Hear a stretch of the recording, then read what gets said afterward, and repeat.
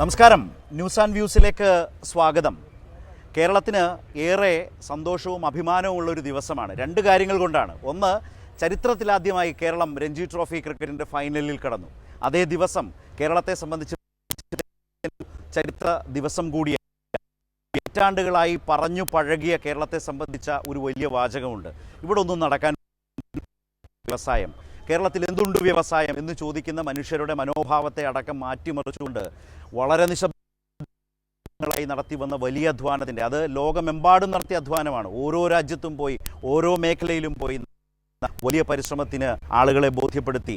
അതുപോലെ തന്നെ ഇവിടേക്ക് വരുന്ന സംരംഭകർക്ക് അടക്കമുള്ള പ്രശ്നങ്ങൾ ഒഴിവാക്കാൻ വേണ്ടി കേരള നിയമസഭ നടത്തിയിട്ടുള്ള നിയമനിർമ്മാണത്തിൻ്റെ ഒക്കെ അടിസ്ഥാനത്തിൽ നിലയിൽ ഉദ്യോഗസ്ഥ സർക്കാരിൻ്റെ ഒരു കാഴ്ചപ്പാടിലൂടെ സംരംഭക വർഷങ്ങൾ 3 വർഷമായി നടത്തി. അതിലൂടെ ലക്ഷക്കണക്കായ സംരംഭകർ വരുന്നു.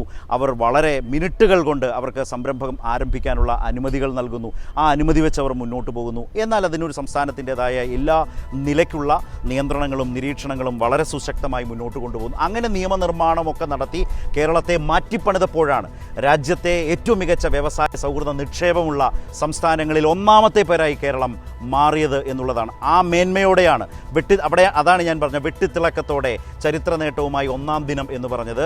കേരളത്തിൻ്റെ ഈ പറഞ്ഞ ഇൻവെസ്റ്റ് കേരള ഗ്ലോബൽ സമ്മിറ്റാണ്, ആഗോള നിക്ഷേപ സംഗമം. അങ്ങനെ മികവോടെ ഒന്നാം ദിനം പിന്നിട്ടിരിക്കുകയാണ്. രണ്ടാം ദിനത്തിലേക്ക് നാളെ പോകുന്നു. അപ്പോൾ ഈ ഒരു പശ്ചാത്തലത്തിൽ ഞാൻ അധികം ഒന്നും പറയുന്നില്ല, എല്ലാ അതിഥികളിലേക്കും വരാം. പക്ഷേ ഒരു സൂപ്പർ ഗസ്റ്റ് നമ്മൾക്കൊപ്പം ആദ്യം തന്നെ നമ്മൾക്കൊപ്പം ചേരുന്നുണ്ട്. ബഹുമാന്യനായ കേരളത്തിൻ്റെ റവന്യൂ മന്ത്രി ശ്രീ കെ രാജനാണ് ഇപ്പോൾ ലുലു ബോൾഗാട്ടി പാലസിലെ ഈ കൺവെൻഷൻ സെൻറ്ററിൽ നിന്നും കേരളത്തിൻ്റെ ഇൻവെസ്റ്റ് കേരള നടക്കുന്ന ഈ പ്രദേശത്ത് നിന്നും ഇവിടെ നിന്നും ന്യൂസ് ആൻഡ് വ്യൂസിനൊപ്പം ചേരുന്നത്. സ്വാഗതം മിനിസ്റ്റർ. ഒരുപാട് സന്തോഷമുണ്ട് ഇവിടെ വെച്ച് ഇതുപോലൊരു ദിവസം. ഞാൻ സൂചിപ്പിച്ച വിധത്തിൽ മലയാളിയെ സംബന്ധിച്ച് വളരെ അഭിമാന നിമിഷമാണ് നമ്മളെയൊക്കെ സംബന്ധിച്ച്. ഇന്നത്തെ ഒരു ദിവസം ആകെ അങ്ങനെ പോവുകയായിരുന്നു. മിനിസ്റ്റർ വന്ന ശേഷം മനസ്സിലാക്കിയത്, ഒരു ദിവസം കഴിയുമ്പോൾ ഇതിൻ്റെ ഒരു തികവ് എങ്ങനെയാണ് അനുഭവിച്ചത്, മനസ്സിലാക്കിയത്? കേരളത്തെ സംബന്ധിച്ചിടത്തോളം ഇന്നൊരു അഭിമാനത്തിൻ്റെയും ആഹ്ലാദത്തിൻ്റെയും വലിയ നേട്ടത്തിൻ്റെ ഒരു ദിവസമാണ്. യഥാർത്ഥത്തിൽ നേരത്തെ പറഞ്ഞതുപോലെ ചുവപ്പ് നാട എന്നൊന്നില്ല എന്ന് ലോകം തിരിച്ചറിയുന്ന ദിവസമാണ്.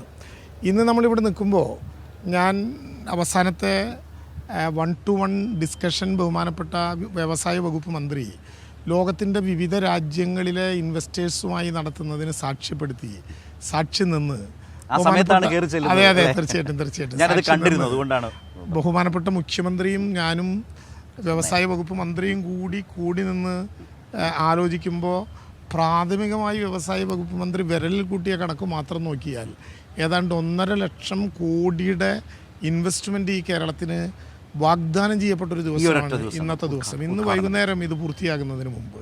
അപ്പോൾ നിശ്ചയമായും വെട്ടിത്തിളക്കത്തോടെ ഒന്നാം ദിനം എന്ന് പറയാമല്ലോ. അതിവേഗം വെട്ടിത്തിളങ്ങുന്ന ഒരു ദിവസം. പക്ഷേ ഈ ദിവസത്തിന് വേണ്ടി ബഹുമാനപ്പെട്ട വ്യവസായ വകുപ്പ് മന്ത്രി ശ്രീ പി രാജീവിൻ്റെ നേതൃത്വത്തിൽ കേരളം ലോകം മുഴുവൻ ചുറ്റി നടന്നു. അതാണ് അതിൻ്റെ ഏറ്റവും പ്രധാനപ്പെട്ട പ്രത്യേകത. ഒരു മനസ്സായി ലോകം കേരളം മുഴുവൻ ചുറ്റി നടന്നതിൻ്റെ റിസൾട്ട് ഉണ്ടാക്കേണ്ട ഈ ദിവസത്തിൻ്റെ ആദ്യ ദിനം നമ്മുടെ പ്രതീക്ഷകളുടെ എല്ലാം ടാബ്ലറ്റ് ഷീറ്റിനെ ഞെട്ടിച്ചുകൊണ്ട് 1.5 ലക്ഷം കോടി രൂപയുടെ ഇൻവെസ്റ്റ്മെൻറ്റിന് ലോകം തയ്യാറായി എന്നുള്ളതാണ്. പക്ഷേ അടുത്ത നമുക്ക് അകത്ത് കയറി നോക്കിയാൽ കാണുന്ന ഏറ്റവും അഭിമാനകരമായ കാര്യം, കേരളം ഇന്ത്യക്ക് മുമ്പേ നടക്കുന്നു, ഇന്ത്യ കേരളത്തിനു പിന്നെ നടക്കുന്നു എന്നൊരു ചൊല്ലു പണ്ടുണ്ടായിരുന്നു. എന്നാൽ ആ ചൊല്ലും മാറി. കേരളം ലോകത്തോടൊപ്പം നടക്കുന്നു എന്ന് വേണം കാണാൻ. ഇപ്പോൾ നമ്മളൊന്ന് അകത്തേക്ക് കയറി നോക്കിയാൽ 26 രാജ്യങ്ങളിലെ പ്രതിനിധികളാണ്, ഇന്ത്യക്ക് പുറത്തുള്ള 26 രാജ്യങ്ങളിലെ പ്രതിനിധികളാണ് കേരളത്തിൽ എത്തിച്ചേർന്നത് ഈ മഹനീയമായ സംവിധാനത്തിനോടൊപ്പം ചേർന്ന്. എന്ന് മാത്രമല്ല, ഇന്ന് രാവിലെ മുതൽ യഥാർത്ഥത്തിൽ ഞങ്ങൾക്കുണ്ടാകുന്ന ഒരു അമിതമായിട്ടുള്ള ആഹ്ലാദം കൂടിയുള്ളത് കേന്ദ്രമന്ത്രിമാരുൾപ്പെടെ സാധാരണ നിലയിൽ ഇന്നത്തെ രാവിലെ മുതൽ ഉദ്ഘാടന ചടങ്ങിൽ പങ്കെടുത്ത് പോവുകയല്ല, വിവിധങ്ങളായിട്ടുള്ള പരിപാടികളിൽ മുഴുവൻ പങ്കാളിയായി. വയനാടിനൊന്നും കിട്ടിയില്ലെങ്കിലും സമൃദ്ധമായി കേരളത്തിൻ്റെ വ്യവസായ മേഖലയ്ക്ക് ആവശ്യമായ പിന്തുണയാണ് പ്രഖ്യാപിക്കുന്നത്, കേരളത്തെ പുകഴ്ത്തുന്നത്. യഥാർത്ഥത്തിൽ അതൊന്നും കേൾക്കാൻ പറ്റി എന്നത് തന്നെ കേരളത്തിന് വലിയ അഭിമാനമുള്ള ഒരു കാര്യം. അതാണ് മിനിസ്റ്റർ ഞാൻ ചോദിച്ചത്. വെട്ടിത്തിളക്കത്തോടെ എന്ന് പറഞ്ഞാൽ കേരളം വെട്ടിപ്പിടിച്ചതാണ്. ആരും കൈയയച്ച് സഹായിച്ചിട്ടില്ല. വയനാട് പോലെ കേരളത്തിന് വേണ്ട ഒരു വലിയ സഹായത്തിൽ ഒന്നും കിട്ടിയില്ല. പക്ഷേ ഇതിലെന്താണെന്ന് വെച്ചാൽ കേരളത്തിൻ്റെ ഈ വ്യാവസായിക നിക്ഷേപ സൗഹൃദ വളർച്ച, അതുപോലെ സ്റ്റാർട്ടപ്പുകളുടെ ആഗോളതലത്തിലെ മികവ് ശ്രദ്ധിക്കുന്നത് പിന്തുണച്ചേ മതിയാകൂ. അതിന് വേറെ സഹായമൊന്നും തന്നില്ലെങ്കിലും പ്രോത്സാഹനം മതി. പ്രോത്സാഹിപ്പിക്കുക. അത് കാര്യമായി ഇന്ന് കേന്ദ്രമന്ത്രിമാർ ചെയ്തിട്ടുണ്ട്. കാര്യമായി കേന്ദ്രമന്ത്രിമാർ ചെയ്തിട്ടുണ്ടെന്ന് മാത്രമല്ല, ആര് നിഷേധിച്ചാലും തകർക്കാൻ പറ്റാത്തൊരു മഹാപ്രസ്ഥാനമായി നേരത്തെ ശരത്ത് പറഞ്ഞതുപോലെ വെട്ടിത്തിളക്കത്തിൻ്റെ ഏറ്റവും ഉച്ചസ്ഥായിലേക്ക് കേരളം പോയി എന്നുള്ളതാണ് വളരെ അഭിമാനപൂർവ്വം നാം മനസ്സിലാക്കേണ്ട കാര്യം. അതോടൊപ്പം തന്നെ വളരെ വളരെ വളരെ അഭിമാനകരമായി നാം കാണേണ്ട ഒരു കാര്യം, ഭൂപരിഷ്കരണ നിയമം കൊണ്ട് ലോകത്തിൻ്റെ ശ്രദ്ധ പിടിച്ചു പറ്റിയ കേരളം ആ ആശയത്തിൽ നിന്ന് തീരെയും വ്യതിചലിക്കാതെ ഭൂപരിഷ്കരണ നിയമത്തിൻ്റെ എല്ലാ അന്തസ്സത്തകളും അതേ നിലവാരത്തിൽ തന്നെ നിലനിർത്തിക്കൊണ്ട്, എന്നാൽ അത് നൽകുന്ന ഇളവുകളും അതിൻ്റെ സാധ്യതകളും പരമാവധി പ്രയോജനപ്പെടുത്താൻ കഴിയുന്ന വിധം ഭദ്രമായ അടിത്തറയിൽ നിന്നുകൊണ്ട് ലോകത്തെ ക്ഷണിക്കാൻ കേരളത്തിന് പറ്റി. ഉയർന്ന മൂല്യബോധത്തോടെ കേരളം ആ ഉയർച്ചയിലേക്ക് പോകുന്നു എന്നുള്ളതാണ് ഏറ്റവും ഞാൻ പ്രേക്ഷകരോട് ഇതിനിടയിൽ ഇന്ന് വളരെ സരസമായി വൈകുന്നേരം പറഞ്ഞൊരു കാര്യം പറയാം. അതായത് ഇന്ന് വൈകുന്നേരം പറഞ്ഞതിന് മുമ്പ് രാവിലെ ഉദ്ഘാടന വേദിയിൽ മുഖ്യമന്ത്രി പറഞ്ഞത്, കേരളത്തിലേക്ക് ശരിയാം വിധം വരുന്ന ഒരു സംരംഭകനും ഭൂമി ഇല്ല എന്ന് പറഞ്ഞ് മടങ്ങിപ്പോവേണ്ടി വരില്ല. അപ്പോൾ ഞാൻ എൻ്റെ അടുത്ത് റവന്യൂ മിനിസ്റ്റർ, അപ്പുറത്ത് ഇൻഡസ്ട്രീസ് മിനിസ്റ്റർ നിൽക്കുന്നു. അപ്പോൾ എല്ലാം ഇദ്ദേഹത്തിൻ്റെ കയ്യിലാണ് എന്ന് വളരെ സരസമായി എന്നോട് റവന്യൂ മന്ത്രിയെക്കുറിച്ച് വ്യവസായ മന്ത്രി പറഞ്ഞതിൻ്റെ കാരണം ലാൻഡ് എന്നുള്ളതാണ്. സംരംഭകരെ മുന്നോട്ട് കൊണ്ടുപോകണമെങ്കിൽ ഭൂമി വേണം. അപ്പോൾ മുഖ്യമന്ത്രി രാവിലെ ഇത് പറയുകയും ചെയ്തു. അപ്പോൾ അവിടെ വന്നൊരു കമൻറ്റ് ഇതാണ്, ഇത് ഈ കോൺക്ലേവിന് മുമ്പിലുള്ള ഇൻവെസ്റ്റ് കേരളയ്ക്കുള്ള ഞങ്ങളുടെ ജാമ്യ വസ്തുവാണ്. അതായത് റവന്യൂ മന്ത്രി, ഭൂമി കൈയാളുന്ന റവന്യൂ മന്ത്രിയാണ് ഈ സമ്മിറ്റിൻ്റെ ജാമ്യ വസ്തു. നിങ്ങൾ നോക്കൂ, റവന്യൂ മന്ത്രി ഇവിടെ ഉണ്ട്. നിങ്ങൾ ശരിയായ സംരംഭവുമായിട്ടാണ് വരുന്നതെങ്കിൽ അത് ശരിയാം വിധം പിന്തുണച്ച് ഭൂമി തരാനും നന്നായി മുന്നോട്ട് പോകാനും ഉണ്ടാകും എന്ന് പറയുന്ന ഒരു നല്ലൊരു അനുഭവം ഞാൻ പ്രേക്ഷകരുമായി ഷെയർ ചെയ്തതാണ്. കേരളത്തെക്കുറിച്ചിട്ടുള്ള ധാരണകൾ ലോകം തിരുത്തുകയാണ്. അത് ധാരണകൾ മാത്രമായിരുന്നു എന്ന് മനസ്സിലാക്കുകയാണ്. ഇവിടെ നേരത്തെയും പ്രയാസങ്ങളും പ്രതിസന്ധികളും ഒന്നും ഉണ്ടായിരുന്നില്ല. എന്നാൽ കുറേ കൂടി ലളിതമായി പ്രശ്നങ്ങളെ സമീപിക്കാൻ, നേരത്തെ ശരത്ത് പറഞ്ഞതുപോലെ ഒരു നിക്ഷേപത്തിന് വരുന്ന ഒരാളുടെ മുമ്പിൽ ശരിയായ മൂല്യങ്ങളും കേരളത്തിൻ്റെ ലക്ഷ്യബോധവും ഉയർത്തിപ്പിടിച്ചുകൊണ്ട് തന്നെ നിങ്ങൾക്കും ഒരു ഇടമുണ്ട് കേരളത്തിൽ, ആ ഇടം നമ്മൾ ചൂണ്ടിക്കാണിക്കുക. അങ്ങനെ മാത്രമല്ലല്ലോ മിനിസ്റ്റർ, അതായത് ഇന്ത്യയിലെ ഏത് സംസ്ഥാനത്തേക്ക് ഒരു സംരംഭകൻ എന്ന നിലയിൽ നിങ്ങൾ പോയാലും നിങ്ങൾക്ക് ലഭിക്കേണ്ട അനുമതികൾ, ശരിയായ പരിശോധനകളിലൂടെ കിട്ടേണ്ട അനുമതികളിൽ മിനിറ്റുകൾ കൊണ്ട് അത് കിട്ടുകയും, എന്നാൽ മാസങ്ങളോ ഏതാണ്ട് വർഷങ്ങളോ എടുക്കുന്ന മറ്റ് സംസ്ഥാനങ്ങളുമായി താരതമ്യം കേരളത്തിൻ്റെ ഈ മാറ്റം, അതിന് ഞാൻ കാണുന്ന രണ്ട് ഘടകങ്ങൾ. ഒന്ന്, LDF ഭരിക്കുന്ന കേരള സർക്കാർ നിയമസഭയ്ക്കകത്ത് അതിനനുസൃതമായി നടത്തിയിട്ടുള്ള നിയമനിർമ്മാണം, അതൊരു വലിയ മാറ്റം തന്നെയാണ്. തീർച്ചയായിട്ടും ഈ കാലയളവിൽ വളരെ പോസിറ്റീവായി നിയമങ്ങളെല്ലാം പാലിച്ചുകൊണ്ട് SOPകൾ, നിയമനിർമ്മാണങ്ങൾ, വ്യവസായ റവന്യൂ വകുപ്പുകളും നിയമസഭയിൽ മുഖ്യമന്ത്രി നിർദ്ദേശിക്കപ്പെടും പ്രകാരം ആലോചിക്കപ്പെട്ട വസ്തുതകളും വെച്ച് കേരളം നടത്തിയ വലിയ മുന്നേറ്റത്തിൻ്റെ ഭാഗമായി എത്ര നിഷേധിക്കപ്പെട്ടാലും, ഇപ്പോൾ റാങ്കിൻ്റെ കണക്കിനെയൊക്കെ ചൊല്ലി ചില മാധ്യമങ്ങളിലെ ചർച്ചകൾ ഞങ്ങൾ കേട്ടു. വളരെ വിചിത്രമാണത്. കാരണം നിക്ഷേപ സൗഹൃദത്തിൽ ഏറ്റവും കൂടുതൽ പോയിന്റ് കിട്ടിയ സംസ്ഥാനം ഏതാണെന്ന ചോദ്യത്തിന് കണക്കുകൾ നിരത്തി ഒറ്റ ഉത്തരമേലുള്ളൂ. അതായത് മാധ്യമപ്രവർത്തകർ ചോദ്യങ്ങളിലൂടെ കളിക്കാൻ ശ്രമിച്ചു എന്നാണോ? അതായത് പീയൂഷ് ഗോയൽ എന്ന കേന്ദ്രമന്ത്രിയോട്, മിനിസ്റ്റർ, ഇന്നത്തെ സാഹചര്യത്തിൽ രാജ്യത്തെ വ്യവസായ സൗഹൃദ അന്തരീക്ഷത്തിലെ ഏറ്റവും ഒന്നാമത്തെ പേര് ഏതാണ് എന്ന് ചോദിച്ചാൽ മന്ത്രി സംശയമില്ലാതെ ഒരു ഉത്തരം പറയും എന്നാണോ മിനിസ്റ്റർ പറയുന്നത്? അല്ല, ഞാൻ ചോദിച്ചു, ഉറപ്പായിട്ടും ആ ചോദ്യം ചോദിച്ചാൽ ഉത്തരം പറയും. 1000 മാർക്കിൽ നടക്കുന്ന ഒരു പരീക്ഷ, SLC പരീക്ഷയ്ക്ക് 600 മാർക്കാണ്. 600 മാർക്കിൽ 599 മാർക്ക് നേടിയ ആൾക്കാണ് ഏറ്റവും കൂടുതൽ പോയിന്റ്. പക്ഷെ റാങ്ക് നിർത്തി, നമ്മൾ A1 A+ ഇങ്ങനെയൊക്കെ സംവിധാനത്തിലേക്ക് മാറി. പക്ഷെ മാർക്ക് നോക്കിയാൽ ഏറ്റവും കൂടുതൽ മാർക്ക് ആർക്കാണ്? കേരളത്തിനാണ്. അതിൽ ഏറ്റവും കൂടുതൽ മാർക്കുള്ള സംസ്ഥാനം ഏതാണ്? ഏറ്റവും ഉയർന്ന മാർക്ക് നേടിയ സംസ്ഥാനം ഏതാണ്? ഉത്തരങ്ങൾക്കനുസരിച്ച് ചോദിച്ചാൽ പ്രയാസമായിരിക്കും. ചോദ്യങ്ങൾ ചോദിച്ചാൽ ഉത്തരങ്ങൾ സ്വാഭാവികമായിട്ട് വരും. അപ്പോൾ ഞാൻ പറഞ്ഞത്, നിക്ഷേപ സൗഹൃദ സംസ്ഥാനത്തിൽ കേരളം നേടിയ വലിയ മുന്നേറ്റമുണ്ടല്ലോ. വ്യവസായ വകുപ്പ് മറ്റെല്ലാ വകുപ്പുകളെയും കൂട്ടിയോജിപ്പിച്ചുകൊണ്ട് നടത്തിയ മുന്നേറ്റം, അത് അനസ്യൂതം തുടരുന്ന അഭിമാനകരമായ ഒരു അടയാളപ്പെടുത്തൽ. നമ്മൾ ശരത്ത് നിൽക്കുന്നതിൻ്റെ പിന്നിൽ, നമ്മൾ രണ്ടുപേരും നിൽക്കുന്നതിൻ്റെ പിന്നിൽ നിറഞ്ഞു നിൽക്കുന്ന പതാകകൾ, വിവിധ രാജ്യങ്ങളുടെ പതാകകൾ. ഞാൻ പറയുന്നത്, ആ പതാകകൾക്ക് പിന്നിലുള്ള നിക്ഷേപകരെല്ലാം കേരളത്തിൻ്റെ ഈ മണ്ണിലേക്ക് 26 രാജ്യങ്ങളിൽ നിന്ന് എത്തിച്ചേർന്ന്, ഞാൻ ശരത്ത് വിളിക്കാൻ വേണ്ടി വിളിക്കുന്നു എന്ന് കൈരളിയുടെ സുഹൃത്ത് അറിയിച്ചപ്പോൾ വിയറ്റ്നാമിൻ്റെ ഒരു പരിപാടി അകത്ത് യഥാർത്ഥത്തിൽ കണ്ടുകൊണ്ടിരിക്കുകയായിരുന്നു, ഒരു കൾച്ചറൽ പ്രോഗ്രാം എന്ന് മനോഹരമായിട്ടാണ് അവർ പറയുന്നത്. കേരളത്തിൽ വിയറ്റ്നാമിലെ പ്രതിനിധികൾ എത്തിച്ചേരുന്നത് നിക്ഷേപ സൗഹൃദം എന്ന മഹത്തായിട്ടുള്ള സംവിധാനത്തിലേക്ക് വരാനുള്ള ആവേശം കൊണ്ടും ആർജവം കൊണ്ടുമാണ്. അത് വളരെ വലിയ നേട്ടമാണ് ഈ കാര്യത്തിലുണ്ടാകുന്നത്. അതിൽ പങ്കാളിയാകുന്ന മുഴുവൻ പേരെയും സ്നേഹപൂർവ്വം സംസ്ഥാന സർക്കാരിന് വേണ്ടി അഭിവാദ്യം. മറ്റൊരു സവിശേഷത കണ്ടത് ഈ സർക്കാരിൻ്റെ കാലത്ത് എല്ലാ സർക്കാർ പരിപാടികളും ബഹിഷ്കരിച്ച പ്രതിപക്ഷ നേതാവ് അല്ലെ പ്രതിപക്ഷം ഇന്ന് സഹകരിച്ചു. ഉറപ്പായിട്ടും, കാരണം അങ്ങനെ ഒരു സഹകരണം അനിവാര്യമാണ്. എന്ന് മാത്രമല്ല, പ്രതിപക്ഷ നേതാവ് തന്നെ നമ്മൾ പറഞ്ഞു കേട്ടല്ലോ, ഏറ്റവും കുറഞ്ഞ ഹർത്താൽ നടന്ന ഒരു കാലമാണ് ഈ ഗവൺമെന്റിന്റെ കാലം. അതിൽ തന്നെ ഒരു സർട്ടിഫിക്കറ്റ് ഉണ്ട്. അവരായതുകൊണ്ടാണെന്നും കൂടി അതിൽ തന്നെ ഒരു സർട്ടിഫിക്കറ്റ് കൂടിയുണ്ട്. എന്താണെങ്കിലും കേരളം എല്ലാവരും ആഗ്രഹിക്കുന്ന വിധത്തിൽ മുന്നോട്ട് പോകാനുള്ള അവസരം ഉണ്ടാകുന്ന ഒരു സംസ്ഥാനമായി മാറുന്നു. എല്ലാവരും പറഞ്ഞതനുസരിച്ച് എല്ലാവരും ആഗ്രഹിക്കുന്ന വിധത്തിൽ മുന്നോട്ട് പോകുന്ന ഒരു സംസ്ഥാനമായി മാറുന്നു. ഒറ്റ വരിയിൽ പറഞ്ഞാൽ നവംബർ 1 2025 നവംബർ 1 അതിദരിദ്രർ അവസാനിക്കുന്ന കേരളം 26 രാജ്യങ്ങൾ ഇപ്പോൾ വന്നതുപോലെ ലോകത്തിലെ ഏറ്റവും വലിയ നിക്ഷേപ സംസ്ഥാനമായി മാറുകയാണ്. ഈ ഗവൺമെൻറ് വികസനത്തെക്കുറിച്ചുള്ള സങ്കല്പം നിക്ഷേപത്തിൽ മാത്രമല്ല, ഏറ്റവും അടിസ്ഥാനപരമായിട്ടുള്ള അതിദരിദ്ര നിർമ്മാർജ്ജനം മുതൽ വലിയ വികസനം, വലിയ തൊഴിൽ സംരംഭങ്ങൾ ഉണ്ടാകുന്ന നിക്ഷേപം വരെ എല്ലാ മേഖലയും സമഗ്രമായ വികസനത്തിൻ്റെ ഭൗതിക സാഹചര്യങ്ങളിൽ ഉൾപ്പെടെ മാർഗമായി മാറ്റാൻ ഇപ്പോൾ പല നാടുകളിൽ നിന്നും വന്ന മലയാളികൾ ശരത്ത് പരിചയപ്പെട്ടിട്ടുണ്ടാവും പലരെയും. ഞാൻ ഒരുപാട് പേരെ പരിചയപ്പെട്ടുകൊണ്ടിരിക്കുകയായിരുന്നു. അപ്പോൾ അവർ പറയുന്നത് 2 കൊല്ലമായി ഞങ്ങൾ പോയിട്ട്, 3 കൊല്ലമായി ഞങ്ങൾ പോയിട്ട്, ഇപ്പം ഞങ്ങൾ വന്നപ്പോൾ ഞങ്ങളുടെ റോഡ് അങ്ങനെയല്ല, ഞങ്ങളുടെ സ്കൂൾ അങ്ങനെയല്ല, ഞങ്ങളുടെ വില്ലേജ് ഓഫീസ് അങ്ങനെയല്ല. ഇതൊക്കെ കാണിക്കുന്നൊരു വലിയ അത്ഭുതം.